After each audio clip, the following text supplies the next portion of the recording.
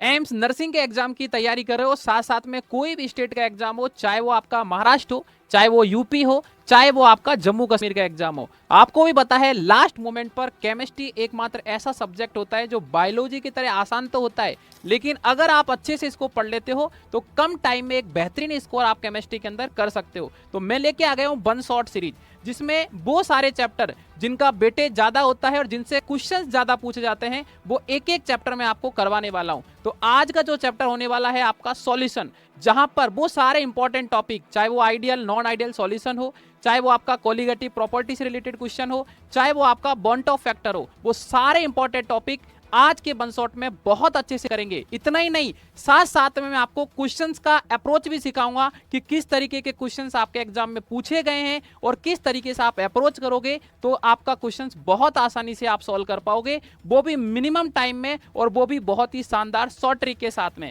तो आइए स्टार्ट करते हैं आज का टॉपिक सॉल्यूशन। और इतना ही नहीं, आपको कमेंट सेक्शन में जरूर बताना है ये सेशन कैसा लगा और नेक्स्ट चैप्टर आप कौन सा चाहते हो।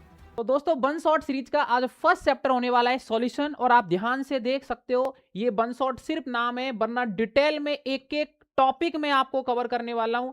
एक सिंगल ऐसा टॉपिक नहीं बचेगा एनसीईआरटी का जो आज के सेशन के अंदर मैं आपको नहीं करवाऊंगा। एक एक पॉइंट टू पॉइंट में बात करूंगा और सिर्फ 2 से 2.5 घंटे में पूरा सॉल्यूशन अपन कवर करेंगे।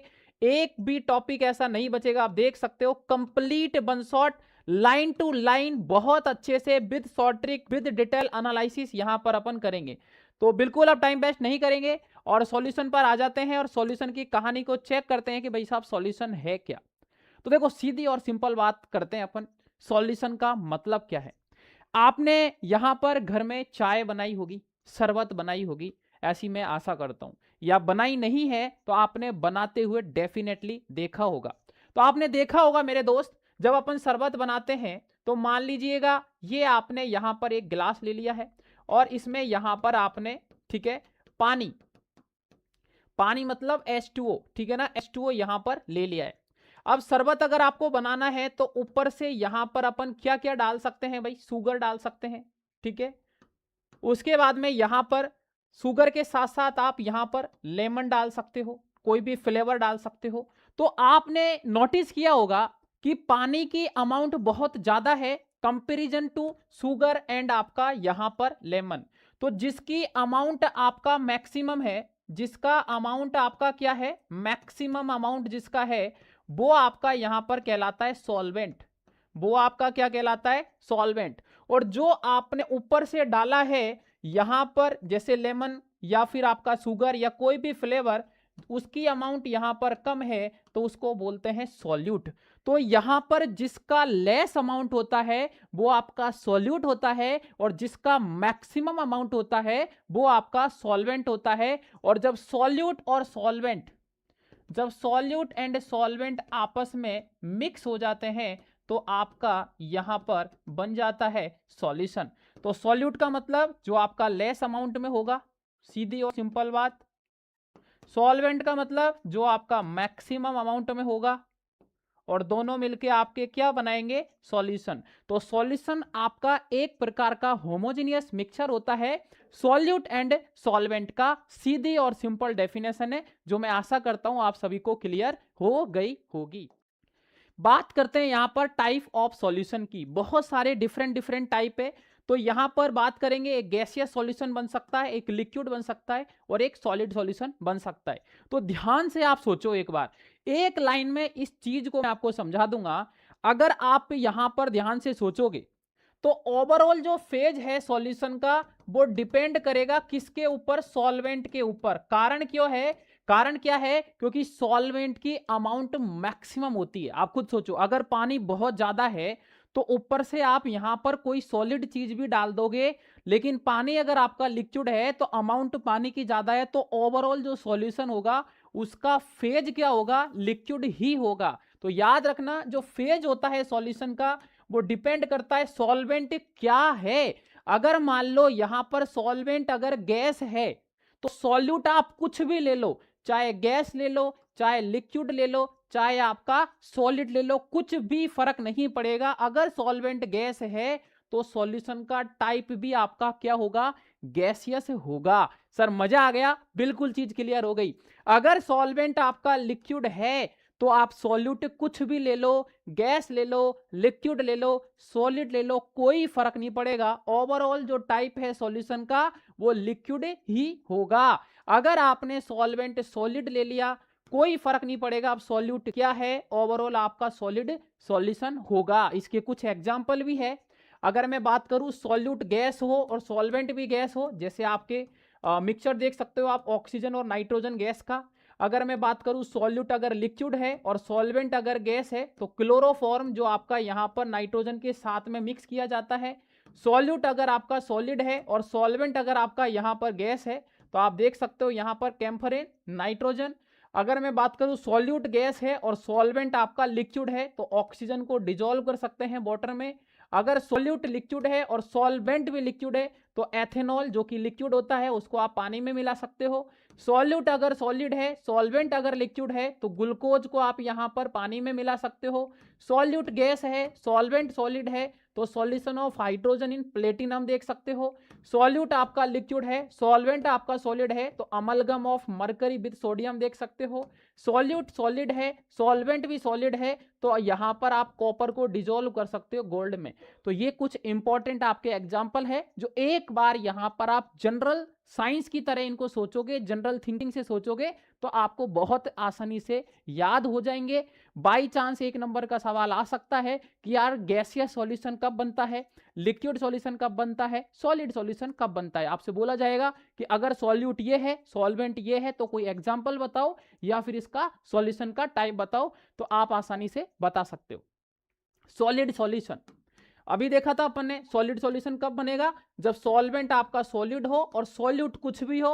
एग्जाम्पल अपन देख ही चुके हैं, कुछ एग्जाम्पल और ले सकते हो आप सॉलिड सॉलिड का। एलॉय ले सकते हो। अगर आप लिक्विड में सॉलिड मिला, अगर लिक्विड को मिला रहे हो सॉलिड में तो अमलगम एग्जाम्पल ले सकते हो। कोई गैस को सॉलिड में मिला रहे हो तो हाइड्रोजन जो आपका गैस है उसको सॉलिड मतलब प्लेटिनम, पैलेडियम और प्लेटिनम में आप मिला सकते हो। तो सीधी और सिंपल बात है जो कि सभी को समझ में आ गई होगी कि यार सॉलिड सॉल्यूशन का मतलब क्या है।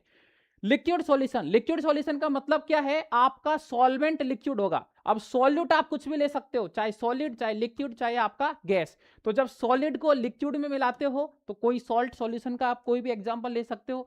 जब लिक्विड को लिक्विड में मिलाते हो तो एथेनॉल वाटर अभी अपन ने देखा था। गैस से लिक्विड में भी आप देख सकते हो यहां पर। तो कुल मिला के सीधे और सिंपल एग्जांपल है जो अभी अपन ने कंप्लीट टेबल देखी थी वही यहां पर अपन बात कर रहे हैं। गैस सॉल्यूशन है मतलब सॉल्वेंट गैस है, सॉल्यूट आपका कुछ भी हो सकता है सॉलिड लिक्विड गैस में। और ये यहां पर डिफरेंट डिफरेंट आपके एग्जांपल है जो एक बार अच्छे से आप रीड कर सकते हो। अब यहां पर मोल कॉन्सेप्ट के कुछ ऐसे इंपॉर्टेंट पॉइंट है जो आपको सॉल्यूशन पढ़ते टाइम आने चाहिए, तो उनको मैं ध्यान से आपको समझाऊंगा। अभी आपको भी ध्यान से यहां पर ये चीज को मेरे दोस्त समझनी है। देखो कभी भी मोल आपसे पूछा जाएगा तो आपको सबसे पहला फॉर्मूला याद रखना है, मोल बराबर वेट अपॉन मॉलिक्यूलर वेट। बिल्कुल याद रखेंगे। वेट का मतलब होता है मेरे दोस्त गिवन मास, जो भी आपको मास दे रखा होगा।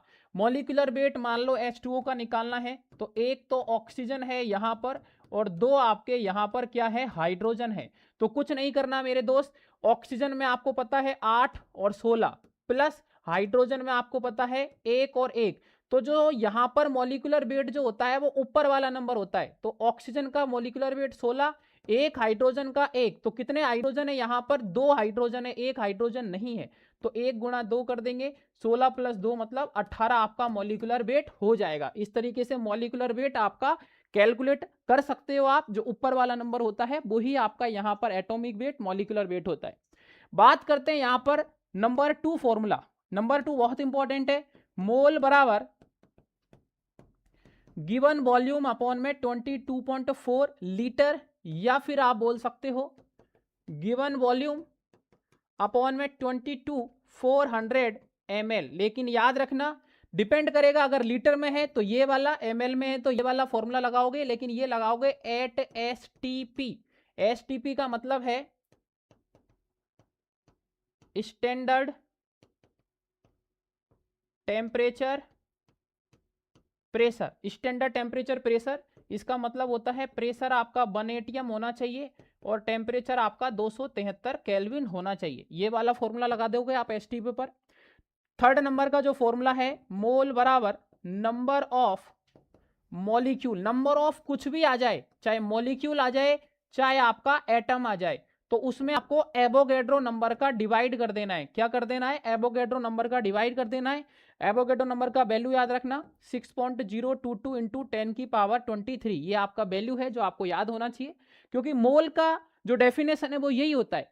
कभी भी मोल आए, मोल का मतलब होता है जैसे अपन मान लो मार्केट जाते हैं कि 1 दर्जन चेयर दे दो या 1 दर्जन बनाना दे दो, तो 1 दर्जन आप कुछ भी मांगोगे तो एक फिक्स क्वांटिटी है 12 वो ही आपको मिलेगी।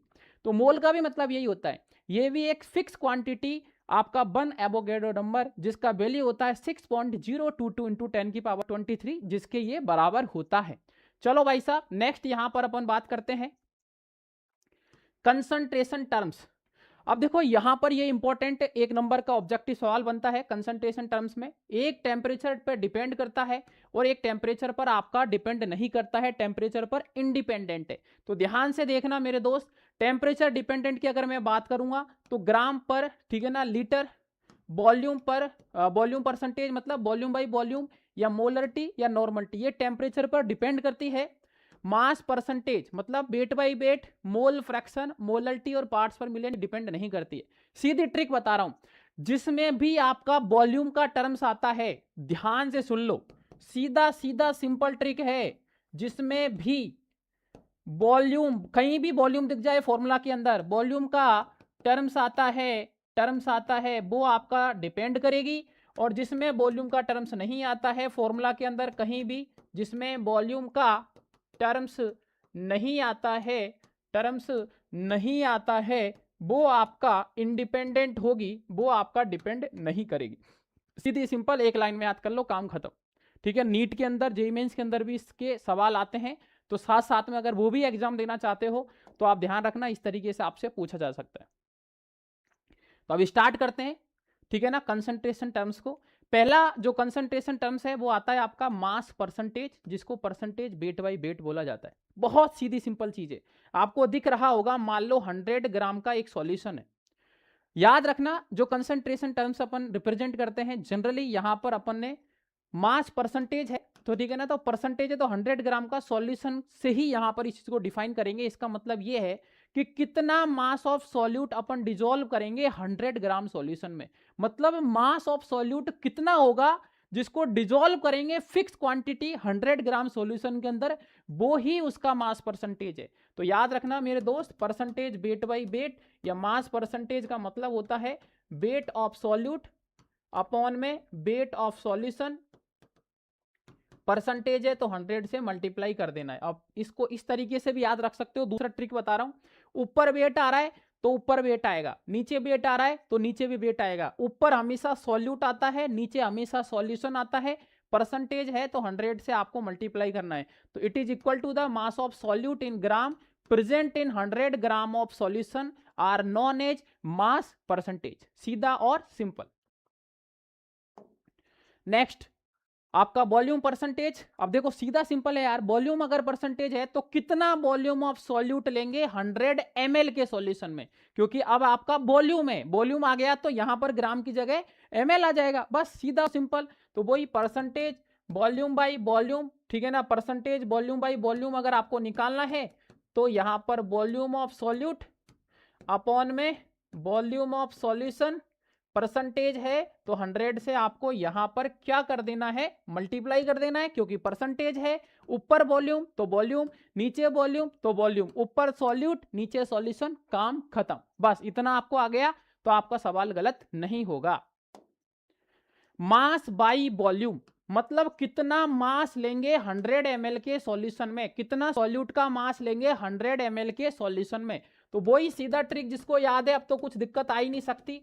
ऊपर वेट है किसका लेंगे, सॉल्यूट का, नीचे वॉल्यूम लेंगे किसका, लेंगे सॉल्यूशन का, और परसेंटेज है तो 100 से आपको क्या करना है, मल्टीप्लाई करना है। तो it is equal to the mass of solute present in 100 ml solution, वो आपका परसेंटेज किसका होगा, मास बाई वॉल्यूम का होगा। बस सीधी सिंपल कहानी है यार, ठीक है। अगर आप ध्यान से देखोगे तो एक एक चीज को समझ सकते हो। नेक्स्ट आपका आता है यहाँ पर मोलरिटी, ये बहुत इंपॉर्टेंट है, बोर्ड के एग्जाम में इस साल आ सकता है, इस साल आ सकता है भाई साहब। मोलरिटी देखो कुछ नहीं है, आपको यहां पर इतना सीधा और सिंपल समझा देता हूं कि कितने मोल्स ऑफ सॉल्यूट जिसको डिजोल्व कर रहे हैं 1 लीटर सॉल्यूशन के अंदर, वो ही उसकी मोलरिटी है मेरे दोस्त, काम खत्म। कितने number of moles of solute को 1 लीटर सॉल्यूशन में डिजोल्व कर रहे हैं, मतलब number of gram moles of solute present in 1 litre solution. पहली बात तो यह कि इसको कैपिटल एम से डिनोट किया जाता है, मतलब मोल ऑफ सॉल्यूट कितने हैं with respect to volume of solution. और याद रखना ये लीटर में होना चाहिए वॉल्यूम, कैपिटल एम। अगर लीटर में नहीं है, मान लो वॉल्यूम आपका ml में है, सॉल्यूशन का वॉल्यूम ml में है, तो लीटर में चेंज करेंगे, 1000 से डिवाइड करना पड़ेगा, जो कि ऊपर आके आपका मल्टीप्लाई हो जाएगा। अगर मैं पूछूं इसकी यूनिट, तो यूनिट में क्या है, ऊपर मोल आ रहा है, नीचे लीटर आ रहा है, तो मोल पर लीटर इसकी यूनिट हो जाएगी, जिसको अपन याद रखना मोलर भी बोलते हैं। मान लो कभी आ गया 5 कैपिटल M NaOH, तो इसका मतलब है 5 मोल आपका NaOH है कितने में, 1 लीटर सॉल्यूशन के अंदर, काम खत्म। इतना अगर आपको समझ में आता है, कोई भी सवाल आपका गलत नहीं होगा। ऐसे यहां पर भी आपको एक चीज और बता देता हूं मैं, ध्यान से देख लेना सभी बच्चे। अगर मान लो कभी आ जाए 5%, ठीक है, 5% वेट बाई वेट NaOH, इसका मतलब क्या है, 5% वेट बाई वॉल्यूम NaOH, इसका मतलब क्या है, 5% वॉल्यूम बाई वॉल्यूम, ठीक है, HCl, इसका मतलब क्या है। तो ये लिखना आना चाहिए आपको, ठीक है ना, न्यूमेरिकल सॉल्व करने में आपका बहुत ज्यादा काम आएगा। 5% का मतलब है 5 ग्राम NaOH है, नीचे वेट है, तो फिर आपका कितना लेंगे बताओ, 100 ग्राम सॉल्यूशन में। सीधा सिंपल है यार। अब यहां वेट है तो यहां भी 5 ग्राम NaOH है, कितने में है, आपका वॉल्यूम है तो 100 ml सॉल्यूशन में, 100 ml सॉल्यूशन में। यहां 5 है, ऊपर वॉल्यूम है, तो वॉल्यूम है तो 5 ml HCl है, कितने में, वॉल्यूम कितना है यहां पर, 100 ml सॉल्यूशन में। तो ये भी आपको लिखना आना चाहिए, समझ में आना चाहिए, क्योंकि यहां से भी कभी कभार आपके एग्जाम में सवाल पूछ लिए जाते हैं, तो सभी बच्चों को ये आना चाहिए। नेक्स्ट टर्म्स आता है आपका मोललिटी, ये तो बहुत ही आसान चीज है यार। पहली बात तो ये कि इसको स्मॉल m से डिनोट किया जाता है, वो ही सीधी सिंपल कहानी है, कितने मोल ऑफ सॉल्यूट को डिजोल्व करेंगे। लेकिन याद रखना अब लीटर नहीं आएगा, अब आएगा 1 किलोग्राम सॉल्वेंट के अंदर। 1 किलोग्राम सॉल्वेंट के अंदर कितने मोल्स लेंगे सॉल्यूट के, वो ही आपका मोललिटी होती है। It is equal to the number of moles of solute present in 1 kilogram या 1000 ग्राम। लेकिन याद रखना मेरे दोस्त, अब सॉल्वेंट आएगा, सॉल्यूशन नहीं आएगा, यही मैक्सिमम बच्चे गलती करके आते हैं। तो स्मॉल m बराबर मोल्स ऑफ सॉल्यूट अपॉन में आप लिखोगे amount of solvent, amount of solvent, amount of solvent, और किलोग्राम में लेना है। याद रखना स्मॉल m बराबर मोल ऑफ सॉल्यूट, अगर आपने मान लो अमाउंट को ग्राम में लिया, अमाउंट ऑफ सॉल्वेंट को ग्राम में लिया, तो फिर याद रखना आपको 1000 से ऊपर मल्टीप्लाई करना पड़ जाएगा। ये याद रखना स्मॉल m से डिनोट किया जाता है। कई बार आपको मोललिटी बोला नहीं जाएगा कि ये मोललिटी है, तो स्मॉल m को देख के आपको समझना पड़ेगा, ठीक है। यूनिट आपका मोल पर किलोग्राम, या फिर इसको मोलल भी बोल देते हैं। मान लो आया 5 स्मॉल m NaOH, तो इसका मतलब है आपका 5 मोल NaOH है आपका इन 1 किलोग्राम सॉल्वेंट के अंदर। खत्म काम। बस इतना अगर आपको पता है तो चीजें आपकी क्लियर हो जाएगी और आपका सवाल सही हो जाएगा। मोल फ्रैक्शन, नाम से स्पष्ट हो रहा है, मोल का फ्रैक्शन करना कुछ नहीं है। ध्यान से देखो, मान लो ये A है, ये B है, A के मोल Na है, B के मोल Nb है, क्योंकि मोल को N से डिनोट किया जाता है। मोल का फ्रैक्शन तो याद रखना XA, तो मोल फ्रैक्शन को X से डिनोट किया जाता है, और A मतलब A का, तो ये क्या है, XA का मतलब है मोल फ्रैक्शन किसका, ऑफ ए का, और कुछ नहीं करना, जिसका मोल फ्रैक्शन निकालना हो उसके मोल अपॉन में टोटल मोल कितने हैं Na प्लस Nb, काम खत्म।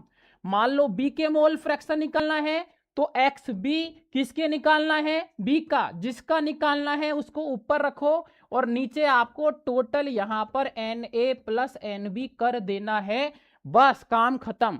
Mole fraction, fraction of mole ही आपका मोल फ्रैक्शन होता है, तो एक्स ए बराबर Na upon Na plus Nb, X B बराबर Nb अपॉन में Na प्लस Nb। अब ध्यान से देखो, इन दोनों को जोड़ोगे आप तो x A plus x B का अगर यहां पर आप सम चेक करोगे तो आपका सम आपको 1 नजर आएगा, क्योंकि ऊपर भी Na प्लस Nb नीचे भी Na plus Nb, overall cancel out हो जाएगा।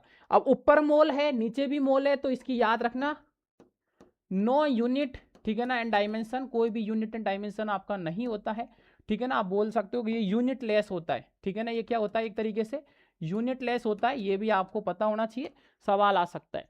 नेक्स्ट आता है पार्ट्स पर मिलियन, बहुत ही सीधा और सिंपल है। ओहो हो भाई साहब, पैसे आ गए यार, है ना, पैसे आ गए भाई साहब एकदम डॉलरों में।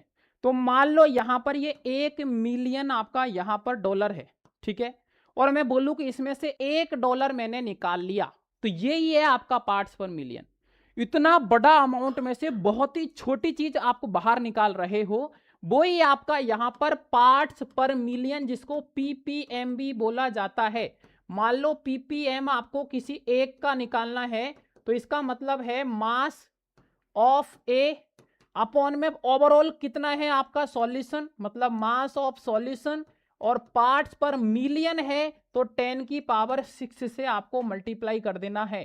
कुल मिला के सॉल्यूट का mass with respect to solution का मास और मल्टीप्लाई 10 की पावर 6 से कर देंगे। परसेंटेज थी तब 100 से करते थे, या मिलियन है तो 10 की पावर 6 से करना पड़ेगा।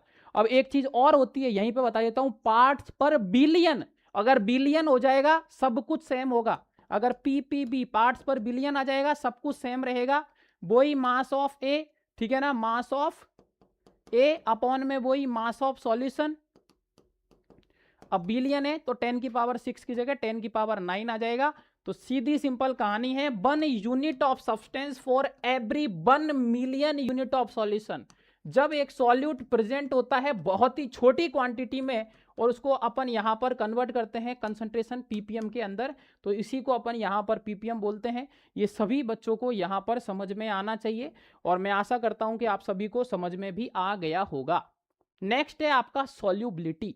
सीधा सिंपल, सॉल्युबिलिटी मतलब कोई चीज सॉल्युबल हो रही है, तो इसकी बहुत आसान डेफिनेशन है, maximum amount of solute that can be dissolve in given amount of solvent. कितना मैक्सिमम अमाउंट सॉल्यूट का अपन डिजॉल्व कर सकते हैं, जो भी आपको सॉल्वेंट की अमाउंट दे रखी है उसमें, उसी को मेरे दोस्त आपका यहां पर सॉल्युबिलिटी बोलते हैं।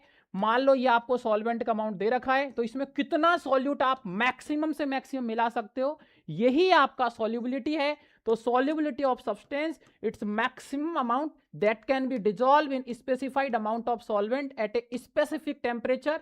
It depends upon the nature of solute, solvent as well as temperature and pressure. और याद रखना यहां पर जो सॉल्युबिलिटी होती है वो सॉल्यूट का नेचर, सॉल्वेंट का नेचर, टेम्परेचर, प्रेशर सब पर डिपेंड करती है। एक होता है ये लाइक डिजॉल्व लाइक प्रिंसिपल, मतलब अगर आपका कोई पोलर है, पोलर मतलब जिसके पास चार्ज होते हैं, वो पोलर के साथ यहाँ पर आपका मिक्स होगा। कोई नॉन पोलर है, नॉन पोलर मतलब जिसके ऊपर चार्ज नहीं है, वो आपका यहाँ पर नॉन पोलर के साथ में आपका मिक्स होगा। तो like dissolve like principle follow करता है। सॉल्यूट सॉल्वेंट का नेचर, टेम्परेचर, प्रेशर पर डिपेंड करता है। कितना maximum amount of solute upon dissolve कर रहे हैं, जो भी आपको अमाउंट दे रखी है सॉल्वेंट का, वही आपका यहां पर क्या होता है, सॉल्युबिलिटी होता है। तो देखो यहां पर आपके दो केस बनते हैं। पहला केस बनता है solubility of solid in liquid.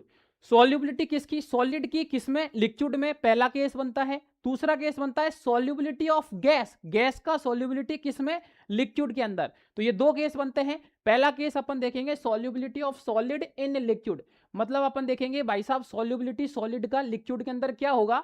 तो जब सॉलिड सॉल्यूट है और उसको ऐड करते हैं सॉल्वेंट में, तो याद रखना यहां पर आपका सॉल्यूट डिजोल्व हो जाता है, क्योंकि it particle go into liquid and it's concentration in the solution increase. तो सीधा और सिंपल देखो यहां पर जो सवाल पूछा जाएगा ना, वो सिर्फ और सिर्फ आपसे ये पूछा जाएगा कि रिलेशन टेम्परेचर पे कैसे डिपेंड करता है, प्रेशर पर कैसे करता है, नेचर ऑफ सॉल्यूट पे करता है या नहीं करता है। तो देखो पहली बात तो यार सॉलिड है ना, तो आपको पता है सॉलिड में चीजें बहुत पास आती है, तो प्रेशर के ऊपर तो यहां पर ये डिपेंड करेगा ही, इंडिपेंडेंट हो गया। बात करेंगे टेम्परेचर पर, तो मैक्सिमम केस में ये डायरेक्टली प्रोपोर्शनल होता है टेम्परेचर के, लेकिन हमेशा नहीं होता है। तो नेक्स्ट देखो अपन करेंगे बात यहां पर solubility of solid in liquid. दो आपके डिफरेंट डिफरेंट केस पॉसिबल होते हैं, एक होता है solubility of solid in liquid और एक होता है मेरे दोस्त solubility of gas in liquid. तो बात करेंगे यहां पर solubility of solid in liquid की। तो यहां पर देखो सवाल आपसे यही पूछा जाता है कि किस किस के ऊपर डिपेंड करता है। तो याद रखना पहला ये डिपेंड करता है nature of solute, nature of solvent, temperature. अब देखो प्रेशर की अगर बात आती है तो आपको पता है सॉलिड है, सॉलिड में आपके यहां पर मॉलिक्यूल एकदम पास पास होते हैं, तो प्रेशर का तो कोई रोल हो ही नहीं सकता, प्रेशर पे तो डिपेंड बिल्कुल भी कभी भी नहीं करेगा। बात करते हैं सॉल्यूट पे करेगा, सॉल्वेंट पे करेगा, टेम्परेचर। जनरली सॉल्युबिलिटी जो है वो टेम्परेचर के अकॉर्डिंग यहां पर बढ़ती है, बट जब बात आती है सॉलिड इन लिक्विड की तो दो केस पॉसिबल होते हैं, सभी बच्चे याद रखना। एक होता है आपका एंडोथर्मिक और एक होता है आपका एक्जोथर्मिक। एंडो मतलब टूटना और एक्जो मतलब आपका यहां पर हीट रिलीज होगी, क्या होगी, हीट रिलीज होगी। तो यहां पर एक्जोथर्मिक में याद रखना सॉल्युबिलिटी इनवर्सली होती है टेम्परेचर के, एंडोथर्मिक में आपका सॉल्युबिलिटी डायरेक्टली प्रोपोर्शनल होता है टेम्परेचर के। तो ये सभी बच्चों को यहां पर ये चीज अगर पता है तो आपका कोई भी सवाल आने वाले समय में गलत नहीं होगा। Solubility of gas in liquid अगर अपन बात करेंगे तो generally express in terms of absorption coefficient which is defined as the volume of gas reduced to NTP dissolve by unit volume of solvent at particular temperature and आपका 1 atmosphere pressure of the gas। देखो यहां पर भी अगर मैं बात करूंगा तो देखो पहली बात ये है कि यहां से क्या सवाल पूछा जाएगा, तो यहां से भी आपके केस पूछे जाएंगे अलग अलग तरीके से।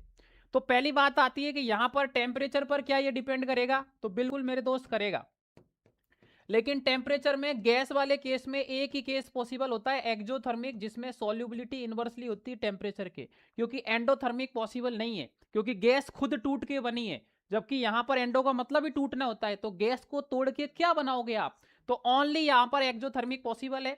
बात करेंगे यहां पर नेक्स्ट प्रेशर की, ठीक है ना, प्रेशर पे किस तरीके से डिपेंड करता है, तो यहां पर आप देख सकते हो अलग अलग तरीके से मैंने रिप्रेजेंट किया पॉइंट वाइज, एकदम सीक्वेंस वाइज, जो आपके बोर्ड के एग्जाम में भी आप लिख सकते हो, कंपटीशन एग्जाम में भी यहां से क्वेश्चंस आते हैं।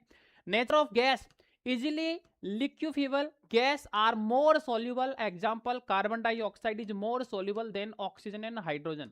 तो ये आपका solubility of gas in liquid से आपके कुछ इंपॉर्टेंट लाइनें हैं जो आपको पता होना चाहिए कि इजीली लिक्विबल गैस जो होती है वो मोर सॉल्युबल होती है, जैसे कार्बन डाइऑक्साइड हो गया। नेचर ऑफ सॉल्वेंट में अगर आप देखोगे gas capable of forming ions in aqua solution are more soluble in water in other solvent, जैसे आपके लाइक एच NH3 और HCl। टेम्परेचर की मैंने अभी आपको बता ही दिया, डिक्रीज करेगा, ठीक है ना, आपका सीधा और सिंपल। बात करते हैं प्रेशर ऑफ गैस, तो याद रखना सॉल्युबिलिटी डायरेक्टली प्रोपोर्शनल होता है प्रेशर के, इसी को अपन यहां पर हेनरी लॉ के नाम से जानते हैं। जो सॉल्युबिलिटी होता है वो प्रेशर के डायरेक्टली प्रोपोर्शनल होती है, जिसको हम हेनरी लॉ के नाम से जानते हैं। सभी बच्चे याद रखना इसको किस नाम से जानते हैं, हम हेनरी लॉ के नाम से जानते हैं, सभी बच्चों को ये भी पता होना चाहिए। अब बात करते हैं यहां पर एस बराबर क्या आ जाएगा, केपी। बट याद रखना ये एक्चुअल हेनरी लॉ नहीं है, यहां पर डॉल्टन भाई साहब आए और उन्होंने इस चीज को मॉडिफाई किया कि जो सॉल्युबिलिटी है उसको हम मोल फ्रैक्शन के टर्म्स में भी लिख सकते हैं। मतलब उन्होंने बोला कि जो आपका पार्शियल प्रेशर है वो डायरेक्टली प्रोपोर्शनल मोल फ्रैक्शन के होगा, तो P बराबर क्या आ जाएगा, KHX आ जाएगा, जहां पे KH आपका क्या है, हेनरी कांस्टेंट है, क्या है, हेनरी कांस्टेंट। और ये आपका actual Dalton modify Henry law था, जो सभी बच्चों को पता होना चाहिए, P बराबर KHX, ठीक है। ये आपके हेनरी भाई साहब आ चुके हैं। Henry law is a law, ठीक है ना, गैस लॉ होता है जो स्टेट मतलब बताता है amount of gas that is dissolve in liquid is directly proportional to the partial pressure of the gas above the liquid when the temperature is constant. याद रखना इस कंडीशन पे जब आप हेनरी लॉ डिफाइन करते हो तो जनरली जो टेम्परेचर है उसको आप यहां पर कांस्टेंट मानते हो, P बराबर KHX। ग्राफ भी आप ड्रॉ करोगे पार्शियल प्रेशर और मोल फ्रैक्शन का, तो बाई बराबर mx डायरेक्टली प्रोपोर्शनल है, तो यहां पर इस तरीके से आप इस ग्राफ को रिप्रेजेंट कर सकते हो। तो सीधी सिंपल कहानी है हेनरी लॉ की, जो सभी बच्चों को यहां पर पता होना चाहिए। बात करते हैं यहाँ पर कुछ एप्लीकेशन है हेनरी लो की। यहां से भी प्यारे बच्चों आपसे सवाल पूछे जा सकते हैं ये हेनरी लो के एप्लीकेशंस के ऊपर।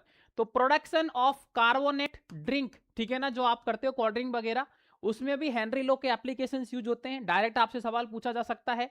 It helps scuba divers breathe in high pressure area when air is diluted with helium. जो यहां पर अपन सांस लेते हैं ना, नीचे अपन चले जाते हैं, सांस लेते हैं अपन, स्क्वा डाइवर्स जो होते हैं, तो यहां पर भी इसका क्या होता है, एप्लीकेशंस होता है, ये भी आपको पता होना चाहिए। Soft drink increase the solubility of carbon dioxide and add flavour of the drink. जो कोल्ड ड्रिंक वगैरह, सॉफ्ट ड्रिंक वगैरह जो होती है, उनमें भी इसका यूज होता है, एप्लीकेशन होता है। In area where the partial pressure of oxygen is lower, कम होता है the dissolution of oxygen during, ठीक है ना, रेस्पिरेशन। तो यहां पर भी इसके एप्लीकेशंस होते हैं। ये कुछ इंपॉर्टेंट पॉइंट है, एक बार आप पढ़ोगे तो आपको याद हो जाएंगे। यहां से भी सवाल आ सकता है। नेक्स्ट सवाल आता है यहां पर वेपर प्रेशर। सीधी सिंपल बात है यार, pressure exerted by the vapour. जो वेपर जो प्रेशर लगाती है वही क्या है, वेपर प्रेशर है। यहां से भी सवाल पूछा जा सकता है। It is defined as the pressure exerted by the vapour in close container when the vapour and its condense, ठीक है ना, फेज लिक्विड और solid are in equilibrium. Equilibrium condition पर भाई कुछ नहीं है, क्लोज कंटेनर है, आपने हीट दिया तो यहां पर कुछ जो आपका सॉल्वेंट है उसका वेपर बनेगा, क्लोज कंटेनर है, वापस आपका वेपर यहां पर प्रेशर अप्लाई करेगी, इक्विलिब्रियम सिचुएशन आ जाएगी। इक्विलिब्रियम का मतलब है जो रेट ऑफ फॉरवर्ड रिएक्शन जब रेट ऑफ बैकवर्ड रिएक्शन के बराबर हो जाता है, तो यहां पर जो प्रेशर अप्लाई होगा उसको क्या बोलते हैं, वेपर प्रेशर बोलते हैं। सभी बच्चों को यहां पर वेपर प्रेशर के बारे में ये चीज पता होना चाहिए। सिंपल सिंपल सी डेफिनेशन है, जो अगर आप यहां पर मेरी आज ध्यान से सुनोगे आज के सेशन में तो सारे कॉन्सेप्ट भी आपके क्लियर होंगे। और मैं गारंटी के साथ कह सकता हूं कि आने वाले समय में आप बहुत अच्छे से यहां पर एग्जाम को फोड़ पाओगे। तो वेपर प्रेशर डायरेक्टली प्रोपोर्शनल होता है, सभी बच्चे याद रखना, टेम्परेचर के, ये आपको पता होना चाहिए। और वेपर प्रेशर जो होता है इनवर्सली प्रोपोर्शनल होता है आपका बॉइलिंग पॉइंट के। ये दो रिलेशन बताएं जो कंपटीशन एग्जाम में सवाल पूछे जा सकते हैं। तो अगर ये पता रहेगा आपको तो आपको वहां भी फायदा होगा। राउट लो की बात करते हैं। फॉर एनी सॉल्यूशन, पहली बात तो याद रखना, ये जो आपका राउट लो है वो लिक्विड लिक्विड सॉल्यूशन के लिए अपन डिफाइन करते हैं। पहला पॉइंट तो ये इंपॉर्टेंट है, राउट लो जो होता है वो लिक्विड लिक्विड सॉल्यूशन के लिए डिफाइन करते हैं। तो for any solution the partial vapour pressure of a each, ठीक है ना, volatile component in the solution is directly proportional to mole fraction. कुल मिला के एक्वस फेज के अंदर जो पार्शियली वेपर प्रेशर होता है वो मोल फ्रैक्शन के डायरेक्टली प्रोपोर्शनल होता है। उसी को यहां पर हम राउट लो से डिफाइन करते हैं। वॉलेटाइल और नॉन वॉलेटाइल दो चीजें होती है प्यारे बच्चों। वॉलेटाइल मतलब जो आसानी से वेपर्स के अंदर कन्वर्ट हो जाते हैं, नॉन वॉलेटाइल जो आसानी से वेपर्स के अंदर कन्वर्ट नहीं होते हैं। तो पार्शियली वेपर प्रेशर मान लो ए का डायरेक्टली प्रोपोर्शनल है एक्स ए के, पार्शियल वेपर प्रेशर जो बी है वो डायरेक्टली प्रोपोर्शनल है एक्स बी के। तो यहां से आप बताओ पी ए बराबर क्या आ जाएगा, पी नॉट ए एक्स ए आ जाएगा। और यहां से बताओ आप पी बी बराबर क्या आ जाएगा, पी नॉट बी और एक्स बी आ जाएगा। तो बताओ पी टोटल आपको पता है, पी ए प्लस क्या होता है मेरे दोस्त, पी बी होता है। तो यहां से पी टोटल की जो वैल्यू है निकल के आ जाएगी P naught A X A plus P naught B X B. और इसी को यहां पर अपन क्या बोलते हैं, राउट लो बोलते हैं। तो ये भी आपसे पूछा जा सकता है, एग्जाम के लिए बहुत इंपॉर्टेंट है राउट लो। नेक्स्ट आपका यहां पर दो टाइप के सॉल्यूशन होते हैं, ideal solution and non ideal solution. ध्यान से सुनना, एक बार आप पहले पूरा सुन लेना, फिर मैं आपको सारी चीजें एक बार यहां पर अच्छे से समझा भी दूंगा। आइडियल सॉल्यूशन का मतलब है एक ऐसा सॉल्यूशन जो राउट लो को फॉलो करता है, जबकि नॉन आइडियल का मतलब है जो फॉलो नहीं करता। अगर आपका कोई राउट लो को फॉलो करेगा तो attraction force solute solute solute solvent और सॉल्वेंट सॉल्वेंट का बराबर होगा। जो आपका चेंज इन एंथैल्पी है, चेंज इन वॉल्यूम है, वो आपका जीरो होगा अगर आपका आइडियल सॉल्यूशन है तो। अब फोर्स ऑफ अट्रैक्शन सेम है, तो एग्जाम्पल की जब आइडियल सॉल्यूशन की बात आती है तो बेंजीन और टोल्यून जिनमें सेम टाइप की जो चीजें दिखती है, हेक्सेन हो गया, हेप्टेन हो गया, ये आपके आइडियल सॉल्यूशन के एग्जाम्पल हो जाएंगे। नॉन आइडियल में दो प्रकार होता है, दो प्रकार से पढ़ेंगे अपन, positive deviation, negative deviation. Positive में आपका delta H delta B greater than zero होगा, जबकि वहां पर आपका नेगेटिव में लेस देन हो जाएगा। पॉजिटिव में जब अपन बात करेंगे तो पी टोटल आपका ज्यादा होगा पीए प्लस पीबी से, नेगेटिव में पी टोटल आपका कम हो जाएगा, सीधी बात है, सिंपल बात है। पॉजिटिव में एग्जांपल याद रखना, अल्कोहल प्लस वाटर होता है, जबकि नेगेटिव में जनरली एसिड प्लस वाटर होता है। तो ये 4-5 पॉइंट अगर आपको याद रहेंगे तो बोर्ड के एग्जाम में आप अच्छे से लिख पाओगे, और कंपटीशन एग्जाम में भी साथ साथ आप जो भी एग्जाम दोगे उनमें भी बहुत अच्छे से यहां पर नंबर लेके आओगे। तो चलो इसी चीज को अपन एक बार देख लेते हैं। आइडियल सॉल्यूशन एक ऐसा सॉल्यूशन जो राउट लो को फॉलो करता है over a wide range of concentration and temperature, is called ideal solution. Condition अगर मैं बात करूंगा तो दो लिक्विड ए एंड बी है, फॉर्म करेंगे आइडियल सॉल्यूशन कब, जब यहां पर उनका स्ट्रक्चर सिमिलर होगा और उनमें पोलरिटी भी होगी।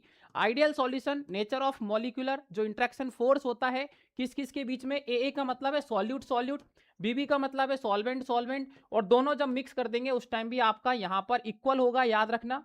Therefore, when such liquid are mixed together, there is no enthalpy change and no volume change। मतलब याद रखना यहाँ पर डेल्टा एच जो मिक्सिंग है वो जीरो होता है और जो डेल्टा बी मिक्सिंग है वो भी आपका यहाँ पर जीरो होता है। ये सभी बच्चों को पता होना चाहिए, delta H mixing delta B mixing zero होता है।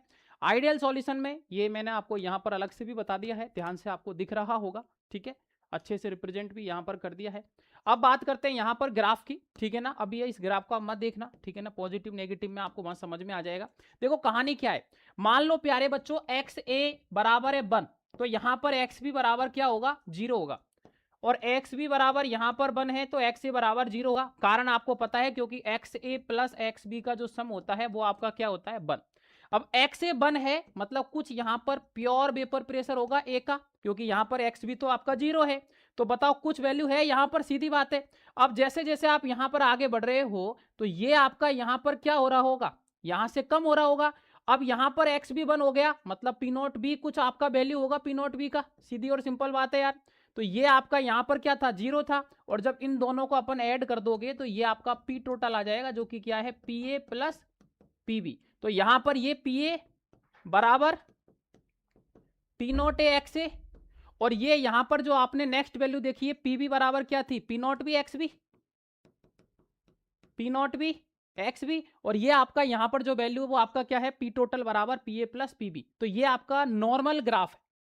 अब यहां पर दो डेविएशन अपन पढ़ेंगे पॉजिटिव और नेगेटिव, तो मैं अभी बता देता हूं पॉजिटिव में कुछ नहीं होगा, इस लाइन के ऊपर एक आपका ऊपरला कर्व बन जाएगा, पॉजिटिव मतलब ऊपर की साइड, और नेगेटिव में आपका जो लाइन है वो आपका जैसे यहां पर नीचे की साइड अगर दिखा देंगे अपन इस लाइन के तो नेगेटिव हो जाएगा, और इसके ऊपर दिखा देंगे दोनों साइड तो वो आपका पॉजिटिव हो जाएगा। जैसा कि यहां पर देखो आप दिख रहा होगा ये नीचे दिखाया गया मतलब ये नेगेटिव वाला आपका ये ग्राफ है, ठीक है ना, याद रखना। और ये रहा पूरा ग्राफ आप देख सकते हो, ठीक है, दिख भी रहा होगा आपको। अभी अपन ये तो ड्रॉ किया था, पॉजिटिव में देखो आपका कर्व ऊपर है, नेगेटिव में देखो कर्व आपका नीचे, ठीक है। नॉन आइडियल सॉल्यूशन जो आपके राउट लो को फॉलो नहीं करते हैं वो नॉन आइडियल सॉल्यूशन कहलाते हैं, याद रखना सभी बच्चे। नेगेटिव और पॉजिटिव दो प्रकार से देखते हैं, पॉजिटिव में डेल्टा एच और डेल्टा बी आपका ग्रेटर देन 0 हो जाएगा और सॉल्यूशन का जो वेपर प्रेशर है वो ज्यादा रहेगा। यहाँ नेगेटिव है तो सॉल्यूशन का कम रहेगा, डेल्टा एच और डेल्टा बी भी आपका लेस देन 0 होगा। ग्राफिकली मैंने आपको समझा दिया है सीधा और सिंपल कैसे ग्राफ ड्रॉ करते हैं। बात करते हैं यहां पर आगे, लेकिन यहां पर कुछ और इंपॉर्टेंट चीजें हैं जो मैं आपको बता देता हूं, सभी बच्चे ध्यान से सुन लेना जो भी अभी मुझे यहां पर देख रहे हैं। कुछ कंपटीशन एग्जाम के लिए सवाल पूछ जाते हैं पॉजिटिव डेविएशन नेगेटिव डेविएशन में और एक आपने यहां पर आइडियल सॉल्यूशन पढ़ा। देखो आइडियल सॉल्यूशन के एग्जांपल पहली बात तो याद रखना, जैसे आप बोल सकते हो हेक्सेन एंड हेप्टेन बोल सकते हो, जैसे आपका बेंजीन एंड टोल्यूइन बोल सकते हो क्योंकि सेम टाइप के हैं ये, ठीक है, बेंजीन एंड टोल्यूइन बोल सकते हो। अब याद रखना एक होता है डेल्टा एस और एक होता है डेल्टा जी, ये हमेशा ग्रेटर देन 0 होता है, ये हमेशा लेस देन 0 होता है, ये सब जगह सेम है, चाहे कैसी भी सिचुएशन हो सब जगह सेम है, ये कंपटीशन एग्जाम के लिए इंपॉर्टेंट है, सब में सेम है ये रिलेशन, याद रखना। पॉजिटिव का मतलब होता है एल्कोहल प्लस वाटर, कभी भी एल्कोहल प्लस वाटर आ जाएगा तो समझ जाना पॉजिटिव है, और नेगेटिव डेविएशन का मतलब होता है एसिड प्लस वाटर, कभी भी एसिड प्लस वाटर आ जाए, ठीक है ना, जैसे मान लो HNO3 प्लस H2O ले लिया, एसिड प्लस वाटर है तो वो आपका नेगेटिव डेविएशन है। अल्कोहल प्लस वाटर ले लिया जैसे C2H5OH प्लस H2O ले लिया तो वो आपका यहाँ पर पॉजिटिव डेविएशन होगा। ये सभी बच्चों को याद होना चाहिए, याद रखना। हालांकि मैं कई सारे क्वेश्चंस करवाने वाला हूँ तो बहुत बेहतरीन तरीके से यहाँ पर अपन चीजों को और सीखेंगे आने वाले समय में, आपको बिल्कुल टेंशन नहीं लेना है। नेक्स्ट आता है कोलिगेटिव प्रॉपर्टी, ठीक है, सीधी सिंपल चीज है, ध्यान से सुनना और समझना। क्या है कोलिगेटिव प्रॉपर्टी? ये एक ऐसी प्रॉपर्टी है प्यारे दोस्त, ठीक है ना, जो आपका नंबर ऑफ सॉल्यूट पार्टिकल के ऊपर डिपेंड करती है। किसके ऊपर डिपेंड करती है? नंबर ऑफ सॉल्यूट पार्टिकल के ऊपर डिपेंड जो प्रॉपर्टी करती है उसी को कोलिगेटिव प्रॉपर्टी बोलते हैं। याद रखना, जो number of solute particle irrespective of their nature relative to the total number of particle present in the solution are called colligative property. चार तरीके से पढ़ेंगे अपन। रिलेटिव लोअरिंग वेपर प्रेशर, दूसरा अपन पढ़ेंगे elevation in boiling point, depression in freezing point, और एक पढ़ेंगे अपन ऑस्मोटिक प्रेशर। ये 4 प्रकार की कोलिगेटिव प्रॉपर्टी है जिनको यहां पर अपन को पढ़ना है। ठीक है, ध्यान से देखना एक एक चीज को अपन। एक होगा आपका, मैंने बताया था elevation in boiling point, elevation in boiling point, ये डिप्रेशन इन फ्रीजिंग पॉइंट। अब देखो ये क्या है, कैसे हैं, सारी चीजें डिटेल में मैं बताऊंगा, बस थोड़ा सा आप इंतजार करते चलो। ठीक है, उसके बाद में आपका यहां पर आ गया, ठीक है, रिलेटिव लोअरिंग वेपर प्रेशर, और नेक्स्ट आपका यहां पर osmotic pressure, osmotic osmotic pressure. ठीक है, अब देखो भाई साहब रिलेटिव लोअरिंग वेपर प्रेशर क्या है, एक एक करके पूरा अच्छे से समझेंगे चीजों को, ध्यान से सुनना। यहां पर सबसे पहला है रिलेटिव, नाम से स्पष्ट हो रहा है रिलेटिव मतलब किसी के रेशियो में आपको चीजें यहां पर देखनी पड़ेगी, किसी के रेस्पेक्ट में। लोअरिंग मतलब कम हो रहा है क्या, वेपर प्रेशर। मान लो किसी सब्सटेंस का प्योर वेपर प्रेशर P0 था, अब आपने उसमें कोई नॉन वोलेटाइल सॉल्यूट ऐड कर दिया तो कुछ तो आपका कम होगा वेपर प्रेशर। तो मान लीजिएगा कि आपका सॉल्यूशन के रेस्पेक्ट में आप देख रहे हो तो ये कम हो गया, किसके ये आपका चेंज आ गया, किसके रेस्पेक्ट में देख रहे हैं, इनिशियल के रेस्पेक्ट में, मतलब P0 के रेस्पेक्ट में। तो यही है आपका रिलेटिव लोअरिंग वेपर प्रेशर, जो कि आपका मोल फ्रैक्शन ऑफ सॉल्यूट के यहां पर बराबर होता है, याद रखना। ये क्या है, XB यहां पर मोल फ्रैक्शन ऑफ सॉल्यूट। तो इतना आसानी से मैंने आपको समझा दिया है। कुछ आपका प्योर वेपर प्रेशर था, कुछ आपने नॉन वोलेटाइल सॉल्यूट ऐड किया, कुछ डिक्रीजमेंट, कुछ आपको चेंज नजर आएगा, कम हुआ सॉल्यूशन के रेस्पेक्ट में अपॉन में initial, mole fraction of solute के बराबर होता है। एक्स भी आपको पता ही है, NB अपॉन में Na प्लस NB होता है। अब याद रखना, अगर डाइल्यूशन की कंडीशन हुई, यहीं पर मैं बता रहा हूं आपको एक्स्ट्रा, डाइल्यूशन की अगर कंडीशन हुई तो आपको पता है यहां पर, अगर डाइल्यूशन का मतलब है कि एक एक्स्ट्रा चीज है, यहां पर आपने एक्स्ट्रा वाटर ऐड कर दिया है, तो उस केस में प्यारे बच्चों क्या होता है, एक चीज आपका नेग्लिजिबल हो जाएगा। मतलब यहां पर जो Na है ना, Na उसको अप्रोक्सीमेटली यहां पर अपन क्या लेके चलेंगे, Na और NB।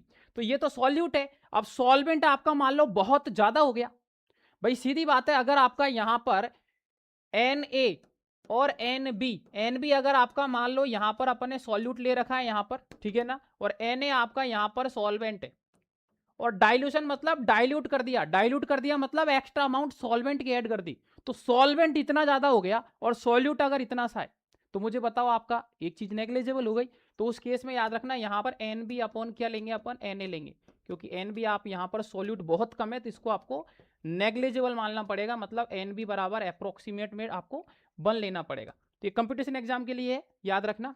तो relative lowering vapour pressure is the ratio of the vapour pressure lowering of a solution to the vapor pressure of the pure solvent. It's a colligative property, meaning it depend on the number of solute particle, not their nature in the solution. तो ये याद रखना सभी बच्चे। Next है elevation in boiling point. ठीक है, क्या है एलिवेशन इन बॉइलिंग पॉइंट, देखो नाम से स्पष्ट हो रहा है, एलिवेशन मतलब कुछ आपने किया होगा, बॉइलिंग पॉइंट मतलब कुछ, जो आपका जो बॉइलिंग पॉइंट का मतलब आपको जनरली पता होगा, कोई भी चीज जिस टेम्परेचर पर बॉइल स्टार्ट हो जाता है, ठीक है ना, बॉइलिंग स्टार्ट हो जाती है, जैसे वाटर 100 डिग्री सेल्सियस पर जनरली बॉइल स्टार्ट हो जाता है, तो यहां पर उसमें कितना आपने यहां पर एलिवेशन मतलब इंक्रीजमेंट किया एक तरीके से, है ना। जैसे मान लो कुछ था, उसमें आपने नॉन वोलेटाइल सॉल्यूट ऐड कर दिया, ठीक है, सॉल्यूएंट था आपका, नॉन वोलेटाइल सॉल्यूट मिलाया, तो आपका वेपर प्रेशर घटने लगेगा। अब घटेगा तो अपन को बढ़ाना तो पड़ेगा भाई, टेम्परेचर तो बढ़ाना पड़ेगा। तो जो आपका यहां पर दोनों के बीच में गैप आएगा इनिशियल और जो आपने बढ़ाया है, उस गैप को ही एलिवेशन इन बॉइलिंग पॉइंट के नाम से जानते हैं, जिसको डेल्टा टीबी से डिनोट करते हैं। सीधी और सिंपल बात, अभी ग्राफिकली समझाऊंगा, ध्यान से सुनना। Boiling point is defined as the temperature, boiling point का डेफिनेशन सुन लो आप। पहली बात तो एक ऐसा temperature which a liquid saturated vapour pressure equal to the atmospheric pressure, ठीक है ना, जो सराउंडिंग का एटमॉस्फेयर प्रेशर होता है वो दोनों आपका यहां पर इक्वल हो जाते हैं, उस टेम्परेचर को यहां पर क्या बोलते हैं, बॉइलिंग पॉइंट बोलते हैं। Boiling point elevation, the amount that boiling point of A solution increase from the boiling point of the pure solvent. Freezing point depression, ठीक है ना, नेक्स्ट अपन यहां पर फ्रीजिंग पॉइंट के बारे में अपन बाद में चर्चा करेंगे, अभी इस पे नहीं जाएंगे, अभी अपन यहां पर इसी को सीखेंगे ग्राफिकली। ध्यान से देखना, एलिवेशन इन बॉइलिंग पॉइंट, ये वेपर प्रेशर है और ये टेम्परेचर है, ये सॉल्वेंट था जो कि आपको दिख रहा होगा, इसका यहां पर जो बॉइलिंग पॉइंट है, प्योर बॉइलिंग पॉइंट T0 भी है। अब आपको पता है यहां पर जब आपका डिक्रीजमेंट हुआ तो आपने सॉल्यूशन का यहां पर बढ़ा दिया, और जो आपका फाइनल जो टेम्परेचर है टीबी, जो आपका टेम्परेचर आया है टीबी, ये है आपका क्या, बॉइलिंग पॉइंट ऑफ सॉल्यूशन। ध्यान से देख लो, एक बार में समझ में आ जाएगा। और जो टी नॉट भी है वो है आपका boiling point of pure solvent. भाई ये इतना था, अब घटा तो आपने बढ़ाया, टीबी हो गया, दोनों के बीच का जो गैप आया डेल्टा टीबी, इसी को बोलते हैं elevation in boiling point. Elevation in boiling point. तो याद रखना जो डेल्टा टीबी होता है वो डायरेक्टली प्रोपोर्शनल होता है मोलल टी के। तो डेल्टा टीबी बराबर आ जाएगा आपका के बी एम, जहां पे आपका के बी का मतलब होता है molal elevation constant, small M होता है आपका मोललिटी, डेल्टा टीबी जो होता है वो डिफरेंस होता है टीबी और टी नॉट बी के अंदर। ये सॉल्यूशन का है, ये सॉल्वेंट का है। जनरली न्यूमेरिकल के अंदर इसको 100 डिग्री सेल्सियस लेते हैं जब आपको नहीं दे रखा होगा टी नॉट भी। तो ये याद रखना, एक ऐसी कंडीशन आई जिसपे ये दोनों बराबर हो गए, एटमॉस्फेयर प्रेशर जो बन हुआ, तो इस सिचुएशन को अपन यहाँ पर एलिवेशन इन बॉइलिंग पॉइंट बोलते हैं, जो कि आई थिंक सभी बच्चों को समझ में आ गई होगी। ठीक है, और जो के बी है उसकी यूनिट भी आप देख सकते हो। ठीक है ना, मैंने यहाँ पर एक फॉर्मूला दिया है, आप इसको यहाँ पर पढ़ भी सकते हो, R into M one into T B square upon में 1000 और डेल्टा एच वेपराइजेशन, जिससे आप के बी का वैल्यू भी फाइंड कर सकते हो। ठीक है ना, तो हर एक चीज़ मैंने आपके लिए यहाँ पर रिप्रेजेंट करी है ताकि आपको मैं अच्छे से एक एक चीज़ बता सकूँ। अब देखो depression in freezing point, freeze मतलब आपको पता है कोई चीज फ्रीज हो रही है, बर्फ बनना स्टार्ट हो रही है, तो टेम्परेचर अब घटाना पड़ेगा, बस यही कहानी है, बाकी का सब कुछ यहां पर सेम है। डेल्टा टी एफ से इसको डिनोट करते हैं, याद रखना। अब ध्यान से समझना, the freezing point is the temperature of a liquid at which its change its state from liquid to solid. आपको पता है कोई लिक्विड था, अब टेम्परेचर डाउन करेंगे तो वो बर्फ आइस बनेगा, तो वो आपका यहां पर सॉलिड वाली कंडीशन में जाएगा एट एटमॉस्फेरिक प्रेशर। तो फ्रीजिंग पॉइंट डिप्रेशन क्या है, amount that the freezing point of A solution decrease from the freezing point of the pure solvent. क्योंकि घटानी पड़ेगी यार, तभी तो बर्फ बनेगा, सीधी और सिंपल बात है।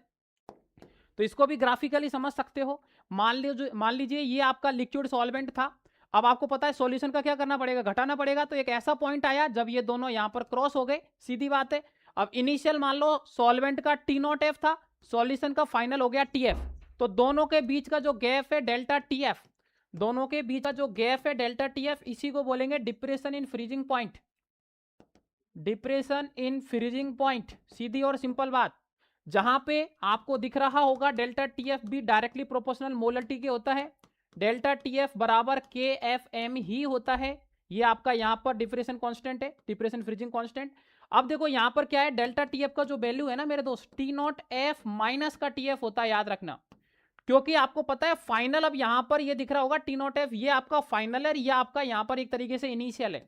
तो याद रखना टी नॉट एफ का जो वैल्यू है वो 0 डिग्री सेल्सियस लेके चलते हैं जनरली, क्योंकि बर्फ बनना आपका 0 से जस्ट स्टार्ट हो जाता है। तो आपका यहाँ पर टी नॉट एफ का वैल्यू न्यूमेरिकल में 0 डिग्री सेल्सियस ले सकते हो, बाकी का मोलर टी तो आपको पता ही है। तो यहाँ पर आपको टी नॉट एफ समझ में आ गया होगा। के एफ की अगर मान लो वैल्यू का अगर पता करना है तो यहाँ आपको के एफ का भी मैंने बताया है कि के एफ बराबर R into M one into T F square 1000 into delta H आपका फ्यूजन। बात करते हैं यहाँ पर आगे, ठीक है। तो याद रखना सभी बच्चे, जो टी एफ होता है, ठीक है ना, जो टी एफ होता है ये आपका फ्रीजिंग पॉइंट है सॉल्यूशन का, ठीक है ना, फ्रीजिंग पॉइंट सॉल्यूशन। और जो टी नॉट एफ होता है ये सॉल्वेंट के लिए है, ठीक है ना, ये सभी बच्चों को वैसे तो पता होगा। ठीक है, तो एकदम आसान कहानी है और ग्राफिकली भी मैंने आपको ये सारी चीजें समझा दी है। अब देखो मेरी बात सुनो, पहली बात आपको बिल्कुल कंफ्यूजन में नहीं आना यार, ठीक है ना। तो यहां पर ठीक है, नेक्स्ट अब देखो सबसे इंपॉर्टेंट बात मैं ये बता रहा था, एलिवेशन इन बॉइलिंग पॉइंट और डिप्रेशन इन फ्रीजिंग पॉइंट, इसमें से कुछ भी नहीं पूछा जाएगा एग्जाम में, सिर्फ पता होना चाहिए यार कि delta TB elevation boiling point है, जो कि टीबी और टी नॉट बी का डिफरेंस है, जो कि केबीएम के बराबर होता है। और आपका depression in freezing point delta TF है, जो कि आपका के एफ एम के बराबर होता है। यहाँ पर के एफ क्या है, एम क्या है, डेल्टा टी एफ क्या है, टी नॉट एफ और टी एफ का डिफरेंस है। बस इनका मीनिंग पता होना चाहिए और कुछ भी आपके एग्जाम में नहीं पूछा जाएगा, ये मैं आपको बता देता हूँ। बट अपन ने चीजें हर एक चीज को समझा है ताकि अपन को रिस्क नहीं लेना, हर चीज अपन को पता होनी चाहिए कि यार इसका मतलब क्या है। नेक्स्ट आपका ऑस्मोटिक प्रेशर आता है, और ऑस्मोटिक प्रेशर से पहले अपन पढ़ेंगे एक ऑस्मोसिस। क्या पढ़ेंगे, ऑस्मोसिस। देखो ये इसको मैं पहले तो आपको बहुत आसानी से समझा देता हूं, ऑस्मोसिस का मतलब क्या है, एक बार में समझ में आ जाएगा। आपने घर में चाय बनाई होगी, और जब अपन घर में चाय बनाते हैं तो आपको पता होगा जब चाय बनाते हैं तो चाय बनने के बाद में एक छाननी होती है, उससे अपन चाय को छानते हैं। तो वो क्या करती है, जो चाय है उसको पास कर देती है, और जो ऊपर से जो पार्टिकल डाले आपने सॉलिड पार्टिकल, जैसे अदरक हो गया, ठीक है, आपका चाय का पत्ती हो गया, उसको रोक देती है। तो आपको पता है जो ऊपर से डाले कम अमाउंट में वो सॉल्यूट है, और जो चाय निकल के जा रही है वो आपका सॉल्वेंट है। तो कुल मिला के यहां पर क्या होता है मेरे दोस्त, एक आपका सेमी परमिएबल मेम्ब्रेन होता है। एक बार में समझ में आ जाएगा आपको, बस सेमी परमिएबल मेम्ब्रेन। अब ये क्या करता है मेरे दोस्त, ध्यान से सुन लेना, ये सॉल्वेंट के पार्टिकल को तो पास कर देता है, सॉल्वेंट के पार्टिकल को तो पास कर देता है, और सॉल्यूट का जो पार्टिकल है उसको रोक देता है, उसको यहां पर पास नहीं करता। तो याद रखना, ये जो प्रोसेस है ना, जो सॉल्वेंट को तो पास कर रहा है और सॉल्यूट के पार्टिकल को रोक रहा है, इसी को प्यारे दोस्त ऑस्मोसिस के नाम से जानते हैं। इसी को किस नाम जानते हैं, ऑस्मोसिस। और जो मिनिमम प्रेशर आप अप्लाई करोगे इस चीज को रोकने के लिए, उसी को बोलते हैं अपन ऑस्मोटिक प्रेशर। उसी को क्या बोलते हैं अपन, ऑस्मोटिक प्रेशर बोलते हैं मेरे दोस्त। जो मिनिमम प्रेशर आप अप्लाई करोगे ना, मिनिमम प्रेशर इस चीज को, ऑस्मोसिस को रोकने के लिए, उसी को ऑस्मोटिक प्रेशर बोलेंगे। और अगर एक्सटर्नल प्रेशर आपने ज्यादा लगा दिया तो फ्लो ऑफ सॉल्वेंट आपका टोटल रिवर्स हो जाएगा, उल्टा हो जाएगा, उसको बोलेंगे अपन रिवर्स ऑस्मोसिस। सारी चीजें अभी आगे आने वाली है वैसे तो, ठीक है ना, बस मैं यहां पर एक चीज आपको समझा रहा हूं ताकि पहले से क्लियर हो जाए कि आने वाले समय में अपन क्या पढ़ रहे हैं। तो पूरा प्रोसेस उल्टा हो जाएगा, उसको बोलेंगे रिवर्स ऑस्मोसिस। सीधी सिंपल कहानी है, जो मैं आशा करता हूं सबको अब समझ में आ गई होगी, ठीक है। तो अपन देख लेते हैं यहां पर, osmotic pressure is the pressure required to stop flow of solvent molecule, ठीक है ना, from a region of lower solute concentration to the higher, ठीक है ना, solute concentration across a semi permeable membrane. ये सेमी परमिएबल मेम्ब्रेन, ठीक है ना, इसको मैं थोड़ा सा आगे बताता हूं। ये आपका सेमी परमिएबल मेम्ब्रेन है। अब आपको पता है ये सॉल्वेंट है, ये सॉल्यूशन है, ठीक है ना, तो यहां से पार्टिकल जा रहे हैं, ठीक है ना, यहाँ सॉल्वेंट है तो आपका सॉल्यूट पार्टिकल कम होंगे, तो इसलिए लोअर कंसंट्रेशन अपन हायर कंसंट्रेशन में जा रहे हैं। आपने मिनिमम प्रेशर अप्लाई कर दिया, वो आपका यहां पर क्या है, ऑस्मोटिक प्रेशर। तो ऑस्मोसिस क्या है, osmosis is the spontaneous movement of a solvent typically water through a semi permeable membrane from a region of lower solute concentration. क्योंकि भाई सॉल्वेंट है तो शुरू में सॉल्यूट तो बहुत कम होंगे, तो लोअर कंसंट्रेशन से अपन हायर कंसंट्रेशन सॉल्यूशन में जा रहे हैं, तो यहां पर हायर कंसंट्रेशन की तरफ जा रहे हैं। तो ये जो सेमी परमिएबल मेम्ब्रेन है जिसके थ्रू सॉल्वेंट का फ्लो हो रहा है आपका, इसी को ऑस्मोसिस बोलते हैं। और जो मिनिमम प्रेशर अप्लाई करते हैं उसको ऑस्मोटिक प्रेशर बोलते हैं। और अगर एक्सटर्नल प्रेशर ज्यादा हो गया है तो रिवर्स ऑस्मोसिस होता है। जैसे घर में अपन आरओ वगैरह यूज करते हैं तो उसमें रिवर्स ऑस्मोसिस का फंडा ही काम आता है। तो आज से आपके घर वाले पूछे, आप भाई साहब आरओ लगा रखा है, क्या है इसका फायदा, तो आप उनको बता सकते हो कि ये इसका यहां पर क्या काम है, और यहां पर रिवर्स ऑस्मोसिस लग रहा है। Osmotic pressure is defined as the minimum pressure applied to a solution to stop the flow of solvent molecule through a semi-permeable membrane। तो बताया मैंने आपको अभी, ऑस्मोटिक प्रेशर का मतलब यही है, जो मिनिमम प्रेशर अप्लाई करते हैं अपन, स्टॉप क्या, flow of solvent molecule through a semi permeable membrane, उसी को ऑस्मोटिक प्रेशर बोलते हैं, जिसको पाई से अपन जनरली डिनोट करते हैं। आगे इसके बारे में आपको थोड़ा सा और डिटेल में बताऊंगा, ठीक है, ध्यान से देख लीजिएगा, ठीक है। तो देखो भाई, जो ऑस्मोटिक प्रेशर है वो कंसंट्रेशन पे डिपेंड करता है और टेम्परेचर पर भी डिपेंड करता है, याद रखना। तो याद रखना यहां पर पाई बराबर आ जाएगा CRT, जहां पर बस यही आपके एग्जाम में पूछा जाएगा, याद रखना। इतना कुछ में से सिर्फ ऑस्मोसिस की डेफिनेशन काम की थी, ऑस्मोटिक प्रेशर का डेफिनेशन काम का था, और ये रिलेशन जो है ना, मैथमेटिकल एक्सप्रेशन, ये काम का है सारे एग्जाम के लिए। पाई आपका ऑस्मोटिक प्रेशर है, सी आपका याद रखना मोलर कंसंट्रेशन है, एक तरीके से आप मोलरिटी भी इसको बोल सकते हो, मोलर कंसंट्रेशन है, मोलरिटी भी बोल सकते हो। आर आपका यूनिवर्सल गैस कांस्टेंट है, यूनिवर्सल गैस कांस्टेंट है, जिसकी वैल्यू आप 1/12 या फिर आप 0.0, ठीक है ना, 8 के आसपास ले सकते हो, क्योंकि 1/12 की जो वैल्यू आप सॉल्व करोगे तो लगभग यही आती है, 0.08314। टी आपका टेम्परेचर होता है, ठीक है ना, टी आपका टेम्परेचर होता है। तो बस ये आपको पता है, देन आपका काम हो जाएगा। नेक्स्ट आपका प्यारे बच्चों, 3 टाइप के सॉल्यूशन यहां पर एग्जिस्ट करते हैं, जिनसे भी आपसे यहां पर एग्जाम में सवाल पूछा जाता है। एक होता है आइसोटोनिक, एक होता है हाइपोटोनिक, और एक होता है आपका हाइपरटोनिक। देखो यहां पर प्यारे बच्चों, आइसोटोनिक का मतलब क्या है, आइसोटोनिक का मतलब यह है कि एक ऐसा सॉल्यूशन जिसका ऑस्मोटिक प्रेशर बराबर होता है। यहां पर एक ऐसा सॉल्यूशन जिसमें ऑस्मोटिक प्रेशर बराबर होता है, यहां पर उसको आइसोटोनिक सॉल्यूशन बोलते हैं। अगर मान लो ऑस्मोटिक प्रेशर पाई 1 पाई 2 दो चीज है, उनका बराबर है, आइसोटोनिक। हाइपर और हाइपो, याद रखना, एक बार में समझ में आ जाएगा। पाई 1 मान लो ग्रेटर देन पाई 2 है, तो जिसका ऑस्मोटिक प्रेशर ज्यादा होता है उसको हाइपर बोलते हैं, और जिसका कम होता है उसको हाइपो बोलते हैं। बोलते ना वो तू ज्यादा हाइपर हो रहा है क्या, बोलते ना अपन लैंग्वेज यूज करते हैं, हाइपर मतलब ज्यादा, जिसका ऑस्मोटिक प्रेशर ज्यादा है वो हाइपर, कम वाला आपका हाइपो। रिवर्स ऑस्मोसिस मैंने आपको बताया था, एक्सटर्नल प्रेशर जब ज्यादा होता है तो फुल ऑफ सॉल्वेंट रिवर्स हो जाता है। Process of movement of solvent through a semi permeable membrane from the solution to the pure solvent by applying excess या external pressure on the solution side is called reverse osmosis. सीधा और simple आप देख भी सकते हो घर में जो आरओ वगैरह यूज करते हो आप। उसके बाद में आपका यहां पर प्यारे बच्चों नेक्स्ट जो आपका लास्ट कॉन्सेप्ट बचता है वो बचता है आपका बॉन्ट ऑफ फैक्टर, ठीक है ना। अब बॉन्ट ऑफ फैक्टर क्यों आया मार्केट में, देखो हुआ क्या, आपने मान लो सॉल्यूशन में कोई भी एक सॉल्यूशन है उसमें 10 पार्टिकल डाले और वो टूट के आपके 20 पार्टिकल हो गए, तो टूट गया। मान लो 20 डाले और वो 20 जुड़ के आपके 10 हो गए, तो जो टूट गया उसको बोलते हैं डिसोसिएशन और जुड़ गया उसको बोलते हैं एसोसिएशन। तो ये बीमारी हो गई एक तरीके से यार, 10 डाल रहे हो 20 हो जा रहा है, 20 डाल रहे हो 10 हो जा रहा है।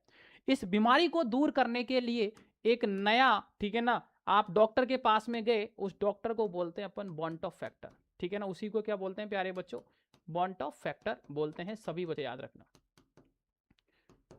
ये आई से इसको डिनोट करते हैं, सारी चीजें आगे, ठीक है ना, मैं आपको एक एक चीज बताऊंगा, बट अभी अगर आपने 5 मिनट फोकस कर लिया तो ये पूरा बॉन्ट ऑफ फैक्टर की गणित है ना पूरी यहीं क्लियर हो जाएगी, मैं गारंटी के साथ कह रहा हूं। 5 मिनट मुझे सुन लेना आप, बस 5 मिनट।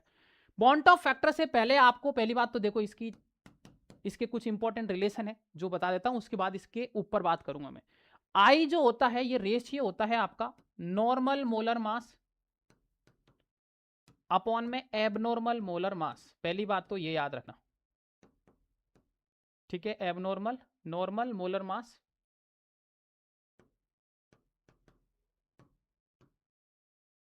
एबनॉर्मल मोलर मास, पहली बात। दूसरी चीज ये होता है आपका observed colligative property, observed colligative property upon में कैलकुलेटेड कोलिगेटिव प्रॉपर्टी। एक चीज और बोल सकते हो, number of particle after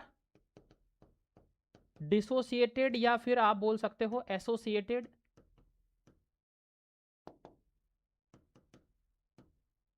upon में आपका होता है number of particle before, after के बाद में बिफोर नीचे आएगा, और वही डिसोसिएटेड और एसोसिएटेड, तीन चीज का रेशियो होता है।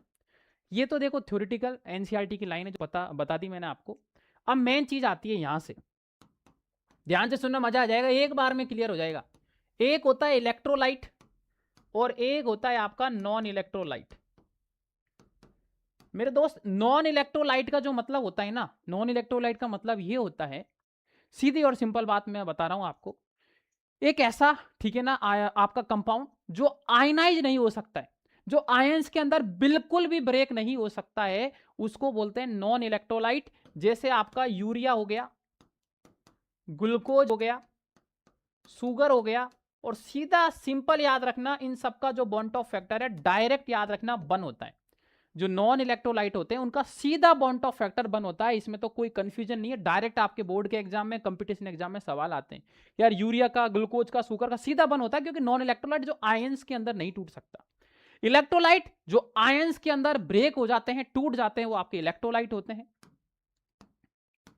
यहां पर 2 प्रकार से अपन इलेक्ट्रोलाइट को पढ़ते हैं, एक होता है आपका स्ट्रॉन्ग इलेक्ट्रोलाइट और एक होता है आपका वीक इलेक्ट्रोलाइट। स्ट्रॉन्ग इलेक्ट्रोलाइट का मतलब है जो कंप्लीट 100% आपका डिसोसिएट हो जाता है, आयंस के अंदर ब्रेक हो जाता है, जो 100% पूरा आपका आयनाइज हो जाता है, वो आपका स्ट्रॉन्ग इलेक्ट्रोलाइट होता है। जैसे NaCl, जैसे MgCl2, जैसे AlCl3। तो देखो इनका बॉन्ड ऑफ फैक्टर 1 सेकंड में समझ में आ जाएगा, ध्यान से मुझे सुनना। कितने आयंस है उनकी संख्या काउंट कर लो, उसी को बॉन्ड ऑफ फैक्टर बोलते हैं। जैसे Na और Cl, Na plus Cl minus, 2 ions है तो बॉन्ड ऑफ फैक्टर आपका 2 होगा। एक Mg है और 2 क्लोरीन है, तो टोटल 3 आयन हो गए, तो बॉन्ड ऑफ फैक्टर 3 होगा। एक एल्यूमिनियम है, 3 क्लोरीन है, 3 क्लोरीन 1 एल्यूमिनियम, टोटल 4 आयन है, तो बॉन्ड ऑफ फैक्टर आपका 4 होगा। काम खत्म। टोटल आयंस काउंट कर लो, जितने टोटल आयंस होंगे उतना ही आपका बॉन्ड ऑफ फैक्टर होगा। एक लाइन में समझ में आ गया। दुनिया का कोई भी सवाल ले लेना आप, कुछ भी नहीं करना, कुछ भी, इतना पता है। जैसे मान लो और ले लो आप Al2SO4 का whole thrice, 2 aluminium 3 sulphate, bond of factor 5, बस काम खत्म, इतना ही है। वीक इलेक्ट्रोलाइट की बात करते हैं अब। वीक इलेक्ट्रोलाइट मतलब जो पार्शियली डिसोसिएट होता है, मतलब सिर्फ मान लो 5% ही डिसोसिएट हो रहा है, पूरा डिसोसिएट नहीं होगा, वो वीक इलेक्ट्रोलाइट होता है। जैसे आपका CH3COOH, ये क्या है आपका वीक इलेक्ट्रोलाइट। तो याद रखना यहां पर आपके दो केस आपके जनरेट होते हैं, एक होता है डिसोसिएशन और एक होता है आपका एसोसिएशन। डिसोसिएशन का मतलब होता है टूटना, आपने 10 पार्टिकल डाले और आपके 10 टूट के 20 हो गए। एसोसिएशन का मतलब होता है जुड़ना, 20 पार्टिकल डाले, जुड़ के आपके 10 हो गए। अब यहां पर याद रखना, डिसोसिएशन में bond of factor greater than 1 होता है, एसोसिएशन में लेस देन 1 होता है। कंपटीशन एग्जाम, बोर्ड एग्जाम में पूछा जाता है डायरेक्ट सवाल। डिसोसिएशन में बॉन्ड ऑफ फैक्टर क्या होता है, एसोसिएशन में क्या होता है, सीधा पता होना चाहिए, पहली बात। अब फॉर्मूला याद रखना, डिसोसिएशन में आपको जो लगाना है, I बराबर 1 प्लस n माइनस का 1 अल्फा, सीधा फॉर्मूला अप्लाई करना है। एसोसिएशन में याद रखना I बराबर 1 प्लस, बस n की जगह आपको 1/n कर देना है, बाकी का कुछ भी चेंज नहीं करना मेरे दोस्त। ओनली n की जगह आप यहां पर 1/n कर देना है। यहां I बराबर 1 प्लस n माइनस 1 अल्फा था, यहां n की जगह 1/n आएगा। एनसीईआरटी में एक अलग तरीके से रिप्रेजेंट कर रखा है, बट आपको कंफ्यूजन में नहीं आना है, सीधा और सिंपल यहां पर देखना है, एक n और यहां 1/n। यहां पर अल्फा आपका डिग्री ऑफ डिसोसिएशन है, डिग्री ऑफ डिसोसिएशन है, जबकि यहां पर अल्फा आपका डिग्री ऑफ एसोसिएशन है, डिग्री ऑफ एसोसिएशन। ठीक है, सीधी और सिंपल बात। देखो एक एग्जांपल से बता देता हूं, मान लो आपने दो मॉलिक्यूल CH3COOH के लिए, अब यहां पर ये दो मॉलिक्यूल लिए और ये दोनों जुड़ के यहां पर एक हो गए, तो ये आपका एग्जांपल है एसोसिएशन का। ये किसका एग्जांपल है, एसोसिएशन का, सीधा और सिंपल। तो ये आपका यहां पर हो गया एसोसिएशन का। जैसे मान लो लिया मैंने CH3COOH, तो यहां पर ये ब्रेक हो गया आपका CH3COO माइनस और H प्लस के अंदर, तो यहां पर इसी को क्या बोलेंगे मेरे दोस्त, डिसोसिएशन, मतलब टूट गया आपका, तो इसी को क्या बोलेंगे, डिसोसिएशन। अब बात आती है सर यहां पर ये N क्या है, कुछ नहीं है N, यहां देखो CH3COO माइनस और H प्लस कितने हैं आपके, दो, ये ही आपका N का वैल्यू होता है। काम खत्म, कंफ्यूजन होगा ही नहीं। देख लिया ना आपने, CH3COO minus H plus, N का वैल्यू आ गया, काम खत्म, बस। तो एक तरीके से आप बोल सकते हो कि ये पूरा जो पार्ट है खत्म हो गया है, ठीक है ना। और कुछ चीजें हैं जो मैं अपन थोड़ा सा थ्योरेटिकल डिस्कस कर लेते हैं, बाकी का तो काम का जो था वो सारा कुछ हो गया है खत्म, बाकी का तो अब थ्योरेटिकल चीज है, पढ़ लो आप। एबनॉर्मल कोलिगेटिव प्रॉपर्टी का मतलब क्या है, ध्यान से देख लो। Occurs when the experimental value of colligative property deviates significantly from the theoretical value predicted by the ideal solution behavior, these deviation are mainly due to the two factor dissociation और association। अभी मैंने बताया था ना, dissociation association जो बीमारी हो गई थी, इस वजह से एक डॉक्टर के पास गए जिसका नाम बॉन्ड ऑफ फैक्टर था, तो बॉन्ड ऑफ फैक्टर की आपकी एंट्री हो गई। ये क्या है, इसने भाई साहब इस कहानी को सुलझाया, इसको सॉल्व किया, तो एक करेक्शन फैक्टर है जिसको यूज किया account for the deviation of the observed colligative property from their theoretical value when an electrolyte dissolve. It represents the ratio of number of particle in the solution after dissociation या association और आपका before dissociation association, जो मैं आपको starting में बता चुका हूं। तो ये थ्योरेटिकल चीज थी जो आपको पता होना चाहिए था। बात आता है एजोट्रोपिक मिक्सचर। क्या है एजोट्रोपिक का मतलब, सीधा और सिंपल एक लाइन में। मान लो ये आपका एक, ठीक है ना, ग्लास, ओहो भाई साहब मजा आ गया इमेज में। आपने वाटर लिया, अल्कोहल लिया, भाई अल्कोहल आ गया तो पानी तो आना ही पड़ेगा। अब आपका मन किया, ठीक है ना, कि यहां पर इन दोनों को आपको अलग अलग करना है, आपका मन किया कि अलग अलग करना है, ऐसा मन में आया आपका। तो यहां पर इस सिचुएशन में मेरे दोस्त क्या होगा, ठीक है ना, आपके जब इनको डिफ्रेंशिएट करने की बात आती है तो आपके दिमाग में कई सारे, ठीक है ना, प्रोसेस आएंगे, जैसे डिस्टिलेशन आ गया। बट यहां पर क्या है ना कि आप बिल्कुल इनको अलग नहीं कर सकते, इनको बिल्कुल अलग नहीं कर सकते, बिल्कुल भी नहीं कर सकते। तो इस सिचुएशंस में एक नाम आया कांस्टेंट, ठीक है ना, बॉइलिंग पॉइंट एजोट्रॉप्स, ठीक है ना, उसी को यहाँ पर एजोट्रोपिक मिक्सचर के नाम से यहाँ पर अपन क्या करते हैं मेरे दोस्त, जानते हैं। तो ध्यान से देखना, एक ऐसा आपका यहाँ पर ये क्या है, एक मिक्सचर होता है 2 और 2 से लिक्विड का, विच display the same level of the concentration in the liquid and vapour phase. याद रखना यहाँ पर क्या होता है, एक्स ए बराबर बाई ए और आपका एक्स बी बराबर आपका होता है बाई बी।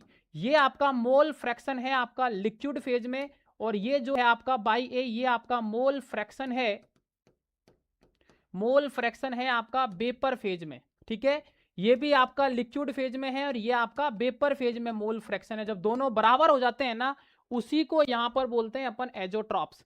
दो टाइप से देखेंगे, एक होता है मिनिमम बॉइलिंग एजोट्रॉप्स, एक होता है मैक्सिमम बॉइलिंग एजोट्रॉप्स। याद रखना, मिनिमम आ जाए ना तो समझ जाना पॉजिटिव डेविएशन है, और मैक्सिमम आ जाए ना तो समझ जाना नेगेटिव डेविएशन है। सवाल सीधा सिंपल आएगा, डेफिनेशन बता देना। पहली बात, मिनिमम बॉइलिंग पॉइंट, मिनिमम मतलब उल्टा सोचना, मिनिमम मतलब पॉजिटिव डेविएशन है। मैक्सिमम बॉइलिंग पॉइंट एजोट्रॉप्स, उल्टा सोचना, मैक्सिमम मतलब आपका एक तरीके से आप बोल सकते हो कि यार ये क्या है, नेगेटिव डेविएशन है। जब आपका मोल फ्रैक्शन लिक्विड फेज का और वेपर फेज का दोनों जब आपके बराबर हो जाते हैं, उसी सॉल्यूशन को बोलते हैं अपन यहां पर एजोट्रॉप्स। ठीक है ना, या फिर कांस्टेंट बॉइलिंग पॉइंट एजोट्रॉप्स की भी इसको नाम से अपन यहां पर जानते हैं। तो फाइनली प्यारे बच्चों, पूरा चैप्टर लाइन टू लाइन यहां पर कंप्लीट होता है। एक भी ऐसी चीज नहीं बची है जो अपन ने यहां पर डिस्कस नहीं किया है। कुछ ऐसे पॉइंट है जो रेडॉक्स रिएक्शन के अंदर पढ़ाया जाता है क्लास 11th में, बट उसका जो कॉन्सेप्ट है, उसके जो सवाल है, बाई चांस कभी कभार सॉल्यूशन से पूछ लेते हैं कुछ कंपटीशन एग्जाम।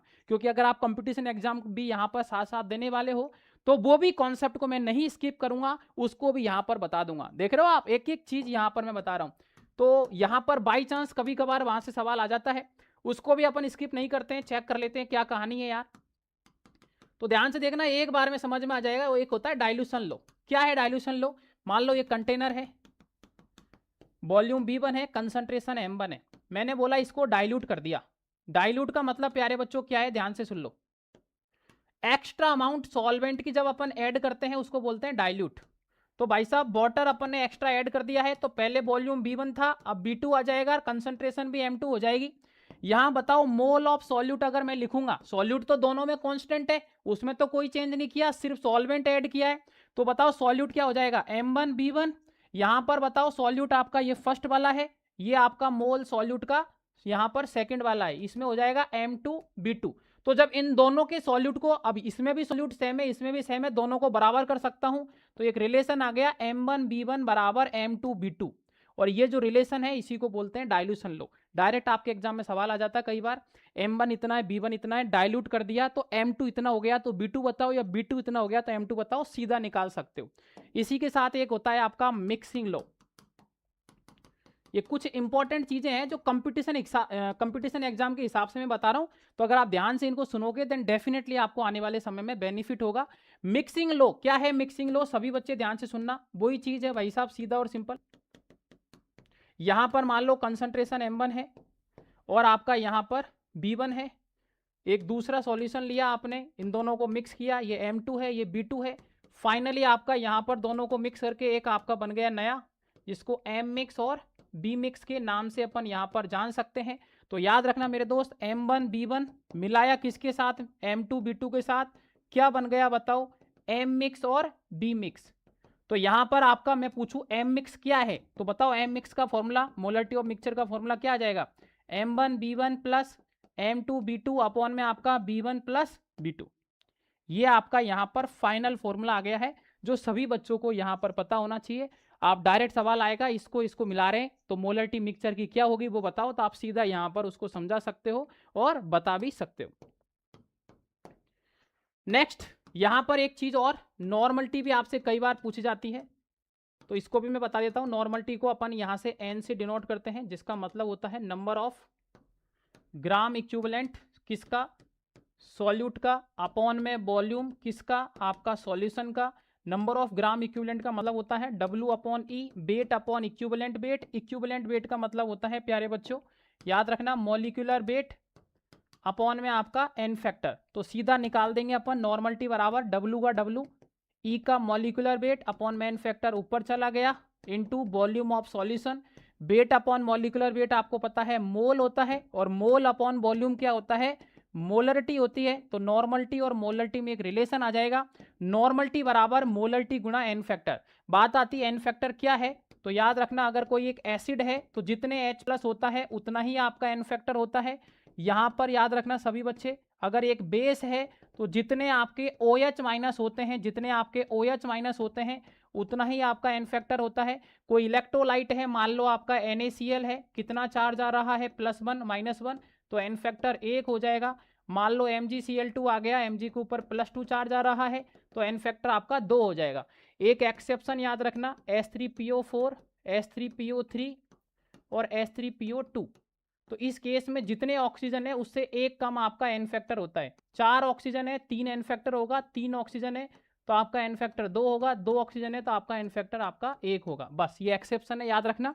इतना याद है, नॉर्मलिटी का हर एक सवाल को आप सोल्व कर पाओगे। अब कुछ ऐसे में डायरेक्ट रिलेशन बता रहा हूं जो बहुत इंपॉर्टेंट है पहली बात तो, और आपके बोर्ड के एग्जाम में भी आप न्यूमेरिकल को बहुत आसानी से अप्रोच कर पाओगे, कंपटीशन एग्जाम में भी कर पाओगे, IIT JEE नीट और आपके जितने भी एग्जाम होते हैं एम्स वगैरह के। तो ध्यान से सुनना, इंपॉर्टेंट है, सीधे शॉर्टकट मैं आपको बता रहा हूं प्यारे बच्चों। Relation between percentage weight by wait and molarity, direct relation याद रखना, परसेंटेज वेट बाई वेट बराबर m गुणा मॉलिक्यूलर वेट अपॉन में आपका होता है 10D। D आपका डेंसिटी है सॉल्यूशन का आपका, ठीक है, m आपका मोलरिटी है और ये आपका मॉलिक्यूलर वेट है। देखो कई बार क्या होता है, परसेंटेज वेट बाई वेट दे देगा, मोलरिटी पूछेगा, डायरेक्ट रिलेशन लगाओगे सीधा सवाल सॉल्व हो जाएगा। एक और इंपॉर्टेंट रिलेशन मैं आपको बता रहा हूं, relation between small m and capital M। Small m मतलब मोलरिटी और कैपिटल M मतलब आपका मोलरिटी। ध्यान से सुनना प्यारे बच्चों, स्मॉल m बराबर कैपिटल M अपॉन में 1000D माइनस का m गुणा मॉलिक्यूलर वेट इनटू में आपका आएगा यहां पर 1000। सीधे रिलेशन है, पता होना चाहिए। जब आपको मोलरिटी निकालना हो और मोलरिटी क्वेश्चन वाला दे दे तो सीधा अप्लाई करोगे न्यूमेरिकल में, सीधा आप यहां पर उसको अप्रोच कर पाओगे, सीधा और सिंपल डायरेक्ट। ये डेंसिटी है, तो ये भी रिलेशन काम का है जो आपको आना चाहिए।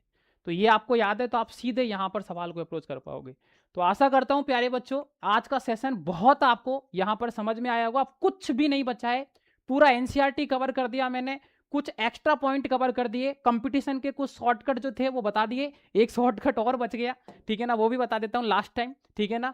ये डायरेक्ट नीट और जेईई मेंस के लिए आपसे पूछा जाता है, आपसे बॉइलिंग पॉइंट पूछा जाता है प्यारे बच्चों। तो याद रखना बॉइलिंग पॉइंट जो होता है वो डायरेक्टली प्रोपोर्शनल होता है बॉन्ट ऑफ फैक्टर के। एक होता है फ्रीजिंग पॉइंट, ये इनवर्सली प्रोपोर्शनल होता है बॉन्ट ऑफ फैक्टर के, अगर ये बढ़ेगा तो फ्रीजिंग पॉइंट घटेगा। क्योंकि आपको बता देता हूं मैं, डेल्टा टीबी बराबर आपने पढ़ा था KBM, डेल्टा TF आपने पढ़ा था KFM, पाई आपने पढ़ा था CRT। याद रखना अगर कोई ऐसा केस आ जाता है जिसमें डिसोसिएशन हो रहा है, एसोसिएशन हो रहा है, तो उस केस में इन्हीं फॉर्मूला के साथ में आपको आई एक्स्ट्रा ऐड करने होता है मेरे दोस्त, याद रखना। कुछ नहीं करना, डेल्टा टीवी बराबर आई हो जाएगा, IKBM, IKFM, पाई बराबर ICRT। तो कुल मिला के यहां पर डेल्टा टीवी खुद अगर डेल्टा टीवी है तो ये तो आई के डायरेक्टली प्रोपोर्शनल है। एलिवेशन इन बॉइलिंग पॉइंट पूछेगा ना तो वो तो डायरेक्टली प्रोपोर्शनल है, लेकिन अगर बॉइलिंग पॉइंट पूछेगा तो वो भी डायरेक्टली प्रोपोर्शनल है, क्योंकि डेल्टा टीवी आपका टीवी और T0 B का डिफरेंस होता है, लेकिन डेल्टा TF डिफरेंस होता है T0 F और TF का। इस वजह से TF आपका ये है जो माइनस में आ रहा है, इस वजह से ये क्या होता है आपका इनवर्सली होता है। ये नीट के अंदर 2025 के अंदर इस कॉन्सेप्ट से सवाल पूछा गया हुआ है, एम्स के अंदर पूछा गया हुआ है, जेईई मेंस के अंदर पूछा गया है। तो ये डायरेक्ट अगर आपको पता रहेगा तो आप यहाँ के कंपटीशन एग्जाम के सवाल को भी अप्रोच कर पाओगे, सॉल्व कर पाओगे। अब कुछ भी नहीं बचा है, चैप्टर खत्म हुआ है, लेकिन ध्यान से सुन लो अभी असली ट्विस्ट बाकी है, क्योंकि अब करेंगे यहाँ पर अपन क्वेश्चन सॉल्व मेरे दोस्त, क्वेश्चन प्रैक्टिस करेंगे और बहुत सारे इंपॉर्टेंट क्वेश्चन जो आपके एग्जाम में रिपीट होते हैं, कंपटीशन एग्जाम, बोर्ड एग्जाम, हर तरीके के सारे मिक्स क्वेश्चन मैं आपको करवाने वाला हूं। तो फटाफट यहां पर फर्स्ट क्वेश्चन से अपन चीजों को उठाते हैं। according to Henry law, the amount of gas that will be dissolved in blood plasma or any other liquid determined by which of the following factor. तो आपको पता है हेनरी लॉ किस में पढ़ा था भाई, सॉल्युबिलिटी कॉन्सेप्ट में पढ़ा था, तो solubility of gas in the liquid. तो फर्स्ट ऑप्शन आपका यहां पर राइट आंसर हो जाएगा, क्योंकि अपन ने पढ़ा था according to Henry law at constant temperature the solubility of a gas in a liquid is directly proportional to partial pressure. याद है ना Henry law as directly proportional to, अपन ने पी पढ़ा था। Value of Henry constant KH, तो पता है आपको KH आपका क्या करता है, इंक्रीज करता है भाई, सीधी और सिंपल बात, टेम्परेचर के साथ में। तो फर्स्ट ऑप्शन आपका यहां पर राइट आंसर हो जाएगा। सारे सवाल आप आराम से बना दोगे। The value of Henry constant KH, तो मेरे दोस्त याद रखना जो KH की वैल्यू होती है वो इनवर्सली प्रोपोर्शनल होती है सॉल्युबिलिटी के। नीट के अंदर भी सवाल आ रखे हैं, बोर्ड के अंदर भी सवाल आ रखे हैं, और IIT JEE मेंस में भी सवाल आ रखे हैं। तो क्या हो जाएगा, greater for gas with lower solubility, क्योंकि आपका ये इनवर्सली प्रोपोर्शनल होता है। तो बी ऑप्शन आपका राइट आंसर हो जाएगा। Which of the following factor affect the solubility of gas solute in the fixed volume of the liquid solvent, तो बताओ किस किस के ऊपर डिपेंड करेगा मेरे दोस्त। तो सीधी बात है फर्स्ट एंड थर्ड, और ओनली फर्स्ट और सेकंड एंड थर्ड। तो बताओ पहला नेचर ऑफ सॉल्यूट पे डिपेंड करता है, और प्रेशर पे भी डिपेंड करता है, कांस्टेंट आपका टेम्परेचर होता था। अपन ने हेनरी लॉ याद होगा आपको, डेफिनेशन जब पढ़ा था तो वो यही कहता है। तो फर्स्ट ऑप्शन ही आपका राइट आंसर हो जाएगा। ग्राफ आपको याद आ रहा है, y बराबर mx वाला, देख रहा हूं ऐसे सवाल बनेंगे। मैंने बोला था ना ये वन शॉट नहीं है, ये बहुत डिटेल एनालिसिस चीजें आपने पढ़ी है। एप्लीकेशन हेनरी लॉ का किस में पढ़ा था, सॉफ्ट ड्रिंक, याद आ गया, सॉफ्ट ड्रिंक के बारे में पढ़ा था ना। तो बहुत ही सीधा और सिंपल क्वेश्चन था ये भी। उसके बाद में स्कूबा डाइवर्स, और उसके बाद में may be experience a condition called, क्या याद है ना आपको, बेंट्स। ठीक है, क्योंकि आपका यहां पर देखा था ना फील्ड एयर डाइल्यूटेड विद किसके साथ होता था, हीलियम के साथ। एप्लीकेशन में डायरेक्ट लाइन मैंने आपको बताई थी। तो डी ऑप्शन आपका राइट आंसर हो जाएगा। ये पूरा लिखा हुआ है कॉलम, साथ साथ में सॉल्यूशन भी है, और ये सारी PDF टेलीग्राम पे मिलेगी, तो आप आराम से इनको रीड कर सकते हो, समझ सकते हो चीजों को, कैसे चीजें चल रही है। People living at high altitude often reported with a problem of a feeling weak and inability things clearly. The reason for this, बताओ क्या होता है सीधा रिएक्शन। याद है ऑक्सीजन के बारे में, लेवल के बारे में अपने पढ़ा था, oxygen is less than ground level. तो पहला ही ऑप्शन आपका राइट आंसर हो जाएगा। Vapour pressure of two liquid P and Q, मतलब आपको P0A और P0B प्यारे बच्चों पता है कितना, 80 और 60। और पूछा गया टोटल वेपर प्रेशर PS पूछा गया है, तो P0A याद है ना formula, XA plus P0B XB। बताओ XA क्या हो जाएगा, XA मतलब मोल फ्रैक्शन ऑफ A कितना है, 3 अपॉन टोटल मोल 5, XB मतलब B के मोल कितने हैं 2 अपॉन में टोटल मोल कितना है 2 + 3 आपका 5। तो फॉर्मूला अप्लाई कर दो, P0A 80, XA आपका 3/5 प्लस P0B है 60, XB आपका 2/5। तो बताओ ये आ जाएगा 48 प्लस ये आ जाएगा आपका 24। तो बताओ कितना हो जाएगा आपका, लगभग यहां पर 72 हो जाएगा। बोलो हाँ कि ना। तो पहला ही ऑप्शन आपका राइट आंसर हो जाएगा। कुल मिला के दोनों के मोल फ्रैक्शन निकालने होते हैं। प्योर वेपर प्रेशर पता है, सॉल्यूशन का टोटल वेपर प्रेशर का फॉर्मूला याद है, सीधा और सिंपल अप्लाई करना था, आंसर आ जाता। देख भी सकते हो आप। नेक्स्ट क्वेश्चन है 18 ग्राम ग्लूकोज है, तो मोल कितना हो जाएगा 0. ठीक है ना, बताओ 18/180 हो गया, सीधा और सिंपल। मतलब बोल सकते हो अपन 1/10 बराबर 0.1 मोल आ गया। 178 पॉइंट आपका क्या है यहाँ पर वाटर है, 18 से डिवाइड कर दोगे। वेपर प्रेशर पूछा गया है, तो बताओ वेपर प्रेशर क्या हो गया, मोल फ्रैक्शन गुणा टोटल प्रेशर। अब टोटल प्रेशर यहाँ दिया नहीं है, तो लेकिन क्वेश्चन ने बोला है यहाँ पर vapour pressure of water in aqua solution. तो जनरली याद रखना मेरे दोस्त, जो प्रेशर होता है वो अपन जब नहीं दे रखा होता है तो 1 ATM बराबर 760 mmHg बराबर होता है 760 टॉर, क्योंकि यहाँ पर हिंट आपको ऑप्शन से मिल गई है, टॉर के अंदर है, तो 760 यहाँ पर आप क्या कर सकते हो, यूज कर सकते हो। मोल फ्रैक्शन आपको पता ही है, मोल अपॉन टोटल मोल कर दोगे, सीधा सिंपल सॉल्व करना। मोल आ गया, इसके मोल आ गया, दोनों के मोल फ्रैक्शन से आ गया कितना, बताओ किसका मोल फ्रैक्शन निकालना है, आपको पता है ना यहाँ पर सीधा और सिंपल। अगर H2 के लिए बात कर रहे हैं तो H2 का मोल फ्रैक्शन हो जाएगा 9.9 अपॉन में टोटल इनटू में आपका प्रेशर मैंने बताया था 760। सीधा सिंपल सॉल्व करोगे, बी ऑप्शन आ जाएगा। एकदम आसान सवाल था।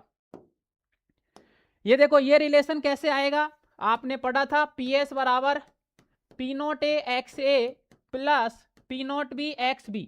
अब क्वेश्चन ध्यान से देखोगे तो सारी चीजें एक्स ए के टर्म्स में है, तो एक्स ए के टर्म्स के लिए आप क्या करोगे, एक्स बी बराबर 1 माइनस का एक्स ए लिख दोगे, क्योंकि आपको पता है x A plus x B बराबर 1 होता है, तो एक्स बी को खत्म करना पड़ेगा क्योंकि एक भी ऑप्शन में एक्स बी नहीं है, तो एक्स बी की जगह 1 माइनस का एक्स ए लिख देंगे, पी एस बराबर P naught A X A plus P naught B X B की जगह 1 माइनस का एक्स ए। इसको ओपन करो, कौन सा ऑप्शन मिलेगा, पी नॉट ए माइनस पी नॉट बी वाला एक ही ऑप्शन है, तो डी ऑप्शन आपका राइट आंसर हो जाएगा, सीधा और सिंपल। आपका बोल रहा है solution containing component A and B follow Raoult law, आपको पता है राउल्ट लॉ मतलब अट्रैक्शन फोर्स सबका बराबर होता था, तो remain same attraction force remain same, वही आपका आंसर हो जाएगा। Which one of the following not correct for ideal gas, ideal gas के लिए सही नहीं है, ये तो सही है, ये भी सही है, ये सही नहीं है क्योंकि डेल्टा एच डेल्टा बी तो आइडियल में 0 होता है, जबकि ये मना कर रहा है, ठीक है। Ideal solution form when it's component, बताओ ना तो वॉल्यूम चेंज होना चाहिए ना ही एंथैल्पी चेंज होना चाहिए, then C option is the right answer, ठीक है, सी ऑप्शन आपका राइट आंसर हो जाएगा। All form ideal solution except, सारे आइडियल सॉल्यूशन है एक्सेप्ट, दोनों सेम टाइप की प्रजाति है, ये भी सेम टाइप की प्रजाति है, ये भी सेम टाइप की प्रजाति है, लेकिन अल्कोहल प्लस वाटर, याद आया ना मैंने, अल्कोहल के साथ में कुछ भी आ जाता है तो वो नेगेटिव डेविएशन पॉजिटिव डेविएशन मतलब आपका नॉन आइडियल में चला जाता है, और खासकर अल्कोहल को देखते ही तो दिमाग में आ जाना चाहिए यार ये तो पॉजिटिव डेविएशन बनाता है जनरली, ठीक है, तो ये नहीं है आपका, D option is the right answer. Which one is not equal to 0, याद आया एक एक्सेप्शन मैंने लास्ट में बताया था, डेल्टा एस हमेशा ग्रेटर देन 0 होता है, तो ये 0 नहीं होता है, यही आपसे पूछा गया है। नेक्स्ट क्वेश्चन यहां पर, a mixture of two completely miscible non ideal liquid which distils such without change its component at constant temperature, ये तो डेफिनेशन याद होगी प्यारे बच्चों, याद है ना एजोट्रॉपिक मिक्सचर जब अपन ने पढ़ा था, सीधा और सिंपल वही डेफिनेशन है एग्जैक्ट, ठीक है। According to Raoult law relative lowering vapour pressure तो मोल फ्रैक्शन ऑफ सॉल्यूट के बराबर होता था, फॉर्मूला में डायरेक्ट बताया था मैंने, याद है आपको, पी नॉट ए माइनस का पी ए अपॉन में पी नॉट ए चेंज अपॉन इनिशियल बराबर मोल फ्रैक्शन ऑफ सॉल्यूट, ठीक है, सीधा और simple. Which one of the following aqueous solution will exhibit A highest boiling point, अब आपको पता है मैंने बताया था, आपको ध्यान होगा लास्ट में बॉइलिंग पॉइंट डायरेक्टली प्रोपोर्शनल होता है बॉन्टॉफ फैक्टर के, बॉन्टॉफ फैक्टर यूरिया का 1 होता है, KNO3 में K plus NO3 minus 2 ion है तो बॉन्टॉफ फैक्टर 2 होगा, 2 सोडियम 1 सल्फेट तो बॉन्टॉफ फैक्टर 3 होगा, ग्लूकोज का बॉन्टॉफ फैक्टर 1 होता है, सबसे ज्यादा आपका बॉन्टॉफ फैक्टर इसी का है, जिसका ज्यादा जितना ज्यादा बॉन्टॉफ फैक्टर बॉइलिंग पॉइंट उतने ज्यादा हो जाएगा, और नीट 2025 में आया हुआ सवाल है 2025 में, मतलब बोर्ड के साथ साथ आप नीट के एग्जाम भी क्रैक कर सकते हो, देख लो अगर आपको बोर्ड के कॉन्सेप्ट आते हैं तो। एलिवेशन बॉइलिंग पॉइंट मतलब डेल्टा टीवी किसके डायरेक्टली प्रोपोर्शनल होता था, याद है, स्मॉल एम के साथ होता था, मतलब मोलर टी के साथ होता था, बी ऑप्शन, ये सारे सवाल आपके एग्जाम में आने वाले हैं, डेल्टा टीवी बराबर आई के बी एम, मोलर टी के डायरेक्टली प्रोपोर्शनल होता है। आइसोटोनिक सॉल्यूशन मतलब आपको पता है ऑस्मोटिक प्रेशर जब बराबर होता था तो आइसोटोनिक सॉल्यूशन होता था, ऑस्मोटिक प्रेशर बराबर है तो यहां पर बताओ कंसंट्रेशन भी बराबर हो जाएगी, मोलर कंसंट्रेशन, क्योंकि ऑस्मोटिक प्रेशर डायरेक्टली प्रोपोर्शनल किसके होता है, कंसंट्रेशन के, तो A option is the right answer. Which one of the following pair solution are isotonic at same temperature, isotonic है मतलब ऑस्मोटिक प्रेशर बराबर है, अब देखो यहां पर कंसंट्रेशन तो इन दोनों में सेम है, तो अगर कंसंट्रेशन सेम है तो ऑस्मोटिक प्रेशर बराबर जब होगा जब बॉन्टॉफ फैक्टर भी बराबर हो जाएगा, तो बॉन्टॉफ फैक्टर यहां पर 2 और 1 3, यहां पर कितने आयन है, 2 सोडियम 1 सल्फेट, तो यहां भी 3 आयन है, बॉन्टॉफ फैक्टर इसी में बराबर हो गया, तो आगे नहीं जाना है, पहला ही ऑप्शन सही हो गया, बाकी का चेक कर सकते हो, यहां बॉन्टॉफ फैक्टर 2 है, यहां बॉन्टों फैक्टर 3 है, क्योंकि 2 सोडियम 1 सल्फेट है, 1 सोडियम 1 क्लोरीन है। उसके बाद में यहां पर यूरिया का बॉन्टॉफ फैक्टर आपका 1 होता है, MgCl2 1 Mg 2 Cl बॉन्टॉफ फैक्टर आपका 3 होगा, यूरिया का बॉन्टॉफ फैक्टर 1 होता है, यहां बॉन्टॉफ फैक्टर 2 होगा क्योंकि 1 Na 1 Cl, तो पहला ही ऑप्शन होगा, क्योंकि आपको पता है यार पाई बराबर ICRT, अगर C बराबर है तो I के ऊपर बॉन्टॉफ फैक्टर आपका डिपेंड करेगा, देख लो पूरा सीधा simple. Osmotic pressure of solution at given temperature, pi directly proportional C, अगर ऑस्मोटिक प्रेशर बढ़ेगा तो कंसंट्रेशन भी बढ़ेगी, मतलब इंक्रीज करेगा कंसंट्रेशन के साथ में, तो ये तो थ्योरेटिकल सवाल हो गया, ठीक है, मतलब आप देख लो अगर आपने वन शॉट पूरा देखा है तो आपसे हर तरीके के सवाल सॉल्व हो रहे हैं अगर ध्यान से देखोगे तो, और ये ऑब्जेक्टिव क्वेश्चन आपको लग रहे हैं, लेकिन मैं आपको बता देता हूं अपने आप में ये सब्जेक्टिव क्वेश्चन है, क्योंकि बोर्ड में 1 नंबर का सवाल इसी तरीके से आता है, आपको मैं ऑब्जेक्टिव के थ्रू रिवीजन करवा रहा हूं, कारण सीधा सिंपल है ताकि अपन एक क्वेश्चन के साथ में 3-4 कॉन्सेप्ट सीख पाए, और आपको भी पता है बोर्ड के एग्जाम में आपके ऑब्जेक्टिव सवाल भी यहाँ पर शुरू में देखने को मिलते हैं, वो सारे कर सकते हो। और साथ साथ में आपको भी पता है मेरे दोस्त, बोर्ड एग्जाम की परसेंटेज से कुछ नहीं होगा, बोर्ड के साथ साथ आपको कंपटीशन एग्जाम, सीयूईटी, आपका आईआईटी जेईई मेंस, आपका नीट, आपके एम्स के एग्जाम निकालने ही पड़ेंगे, क्योंकि उनके बिना आपकी पार नहीं पड़ेगी। और उनमें ऐसे ही सवाल आते हैं, अगर ये चीजें आ गई तो समझ लो काम हो गया। बॉन्ट ऑफ फैक्टर आपका आई जो होता है डिसोसिएशन के लिए तो आपको पता है ग्रेटर देन 1, और एसोसिएशन के लिए लेस देन 1। कौन सा ऑप्शन है बताओ, ग्रेटर देन 1 और लेस देन 1 वाला? सी ऑप्शन है भाई, ठीक है, आपने बताया था ना मैंने, याद हो तो। डिसोसिएशन मतलब टूटना, एसोसिएशन मतलब जुड़ना। तो जो टूट रहा है तो van't Hoff factor greater than 1 होगा, जुड़ रहा है तो आपका van't Hoff factor less than 1 होगा, सीधा और सिंपल। हो, ये तो सिंपल आ गया ना। आई रेशियो किस किस का होता है, normal molar mass, abnormal molar mass, ये तो गलत हो गया। और ऑब्जर्व्ड कोलिगेटिव प्रॉपर्टी और कैलकुलेटेड कोलिगेटिव प्रॉपर्टी, मतलब आपका डी ऑप्शन सही हो जाएगा, क्योंकि both A and C are right answer. अच्छा सवाल था ये भी। ये एक अच्छा सवाल है यार, बहुत ब्रिलियंट सवाल है, ध्यान से देखो आप। बोल रहा है we have 3 aqueous solution, NaCl के 3 एक्वस सॉल्यूशन है अलग अलग, ए बी सी, जिनकी कंसंट्रेशन भी अलग अलग है।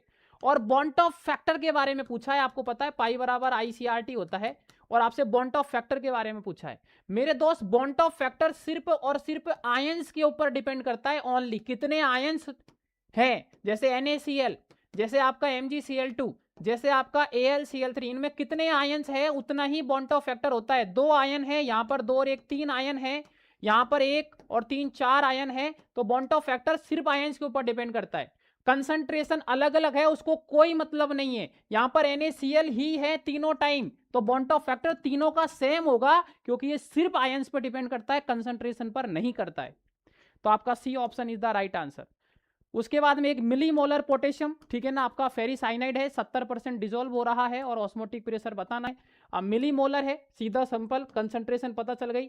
और आपका यहाँ पर फेरिसाइनाइड, ठीक है ना, K3FeCN6 70% डिजोल्व कर रहा है, तो अल्फा के वैल्यू भी पता चल गया 70/100। अब करना क्या है मेरे दोस्त, कुछ नहीं करना, सीधा और सिंपल I बराबर 1 प्लस N माइनस का 1 अल्फा अप्लाई कर दो, I आ जाएगा। तो I बराबर 1 प्लस N, 3 आयन तो ये है, और 1 आयन आपका कॉम्प्लेक्स का होगा, तो 4 माइनस का 1 अल्फा कितना हो गया, 0.7 हो गया यहाँ से, तो 0.7 से मल्टीप्लाई कर देंगे, तो I बराबर 1 प्लस 4 में से 3 गया तो कितना 3 इंटू 0.7 2.1, तो अप्रोक्सीमेट 31.1 आ जाएगा। अब I आ गया, तो पाई बराबर क्या होता है ICRT, क्योंकि मैंने आपको बोला था ऑस्मोटिक प्रेशर होता तो CRT है, लेकिन कभी डिसोसिएशन एसोसिएशन का टर्म्स आ जाए, मतलब आयनाइजेशन लिखा आ जाए, तो उसी फॉर्मूला में आई लगा देना है। बोर्ड के लिए इतना इंपॉर्टेंट सवाल है कि हर साल आपके बोर्ड के एग्जाम में आता है ये दोस्त, कंपटीशन में भी आता है, नीट में भी आता है, जेई में भी आता है, कि जब आयनाइजेशन, डिसोसिएशन, एसोसिएशन ऐसे टर्म्स आ जाते हैं ना, तो हमेशा आपको बॉन्ट ऑफ फैक्टर जरूर लगाना है फॉर्मूला में। तो ऑस्मोटिक प्रेशर पूछा है, लेकिन आयनाइजेशन की वजह से आई आ गया, आई बराबर 1 प्लस N माइनस 1 अल्फा लगाया, क्योंकि टूट रहा है।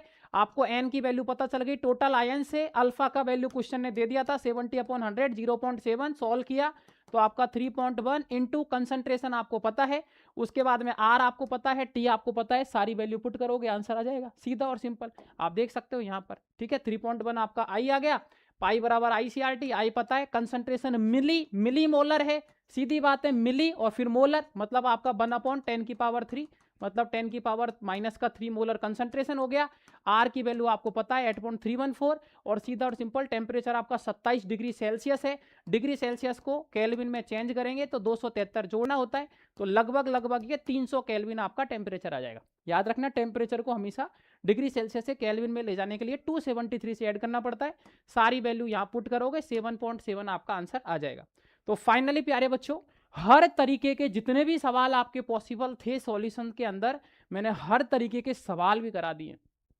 अब आप खुद सोचो, एक ऐसा वन शॉट जिसमें एक एक लाइन मैंने कवर करी है, एक सिंगल लाइन ऐसी नहीं थी जो आपकी मैंने कवर नहीं करी हो। आप पूरी एनसीईआरटी पढ़ सकते हो, एक एक पॉइंट जो आपके एग्जाम पॉइंट ऑफ व्यू से इंपॉर्टेंट है, थ्योरेटिकल समझाया, मैथमेटिकल समझाया, ग्राफिकल समझाया, एक्सेप्शन समझाया, और उसके बाद में हर तरीके के जो मैक्सिमम प्रोबेबल क्वेश्चन है सारे के सारे आपको ऑब्जेक्टिव भी करवा दिए, सब्जेक्टिव भी करवा दिए, और हर तरीके के क्वेश्चंस की प्रैक्टिस करा दी, ताकि इस वन शॉट को देखने के बाद में आप बोर्ड का एग्जाम भी क्रैक कर सकते हो, आईआईटी जेईई मेंस का भी कर सकते हो, सीयूईटी का भी कर सकते हो, नीट का भी कर सकते हो, और साथ साथ में आप और भी एग्जाम साइंस स्ट्रीम के दोगे जिनमें केमिस्ट्री आएगा वो कर सकते हो। और आपको मैं बता देता हूं, ये केमिस्ट्री की सीरीज अब रुकने वाली नहीं है। पूरी केमिस्ट्री क्लास 11th भी और क्लास 12th भी इसी तरीके से वन शॉट के अंदर सिर्फ और सिर्फ एक चैप्टर मैक्सिमम 2 घंटे के अंदर मैं आपको ऐसे ही कवर करवाने वाला हूं। फटाफट आप कमेंट सेक्शन में लिख देना नेक्स्ट चैप्टर कौन सा चाहते हो।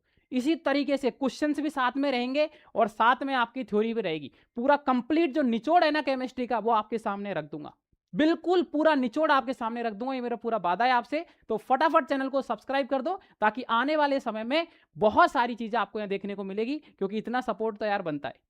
ठीक है, बिल्कुल। अगर सेशन पसंद आया है तो फटाफट रिक्वेस्ट है, लाइक कर दो, शेयर कर दो और चैनल को सब्सक्राइब कर लो, क्योंकि ये आपका ही चैनल है जिसपे पूरी केमिस्ट्री फ्री ऑफ कॉस्ट मैं आपको पढ़ाने वाला हूं। और ये आपका सपोर्ट जो है यही मुझे यहां पर कॉन्फिडेंस देगा और आगे बढ़ने के लिए ताकत देगा, ताकि कम से कम समय में आपके सारे एग्जाम से पहले पूरी chemistry class 11th class 12th का इसी चैनल पर मैं आपके लिए अपलोड कर पाऊंगा। सबसे इंपॉर्टेंट, क्लास की पीडीएफ आपको टेलीग्राम ग्रुप पर मिल जाएगी, लिंक डिस्क्रिप्शन में गिवन है, आप टेलीग्राम ग्रुप ज्वाइन कर लो और इसको जितना हो सके उतना यहां पर शेयर करो ताकि सभी दोस्त आपके जुड़ पाए और उनको भी पढ़ने का मौका मिल पाए। और आने वाले समय में बहुत कुछ नया इसी चैनल पर मैं लेके आने वाला हूं। अभी अपन यहां पर कर रहे हैं वन शॉट, उसके बाद मैं लेके आऊंगा बहुत ही जल्द में जितने भी क्वेश्चंस है जो आपके एग्जाम में पूछे जा सकते हैं, PYQ previous year question series, सारे पीवाई को आपके एग्जाम से पहले करवा दूंगा। उसके बाद मैं मैराथन रखूंगा आपके एग्जाम से पहले 12-12 घंटे की, जिसमें वो सारे यहां पर कॉन्सेप्ट है पूरी केमिस्ट्री के मैराथन के अंदर मैं रिवीजन करवाऊंगा। तो फटाफट लाइक शेयर सब्सक्राइब मीटर खींच देना, ढील बिल्कुल मत देना। और खास बात, कमेंट सेक्शन में जरूर बताना कि ये लेक्चर कैसा लगा, मजा आया या नहीं आया, तो कमेंट करना मत भूलना। और आपको कुछ सजेशन देना है तो आप सजेशन दे सकते हो कि सर ऐसा और किया जाए तो मजा आ जाएगा, ताकि मैं वो काम भी आपके लिए कर पाऊंगा।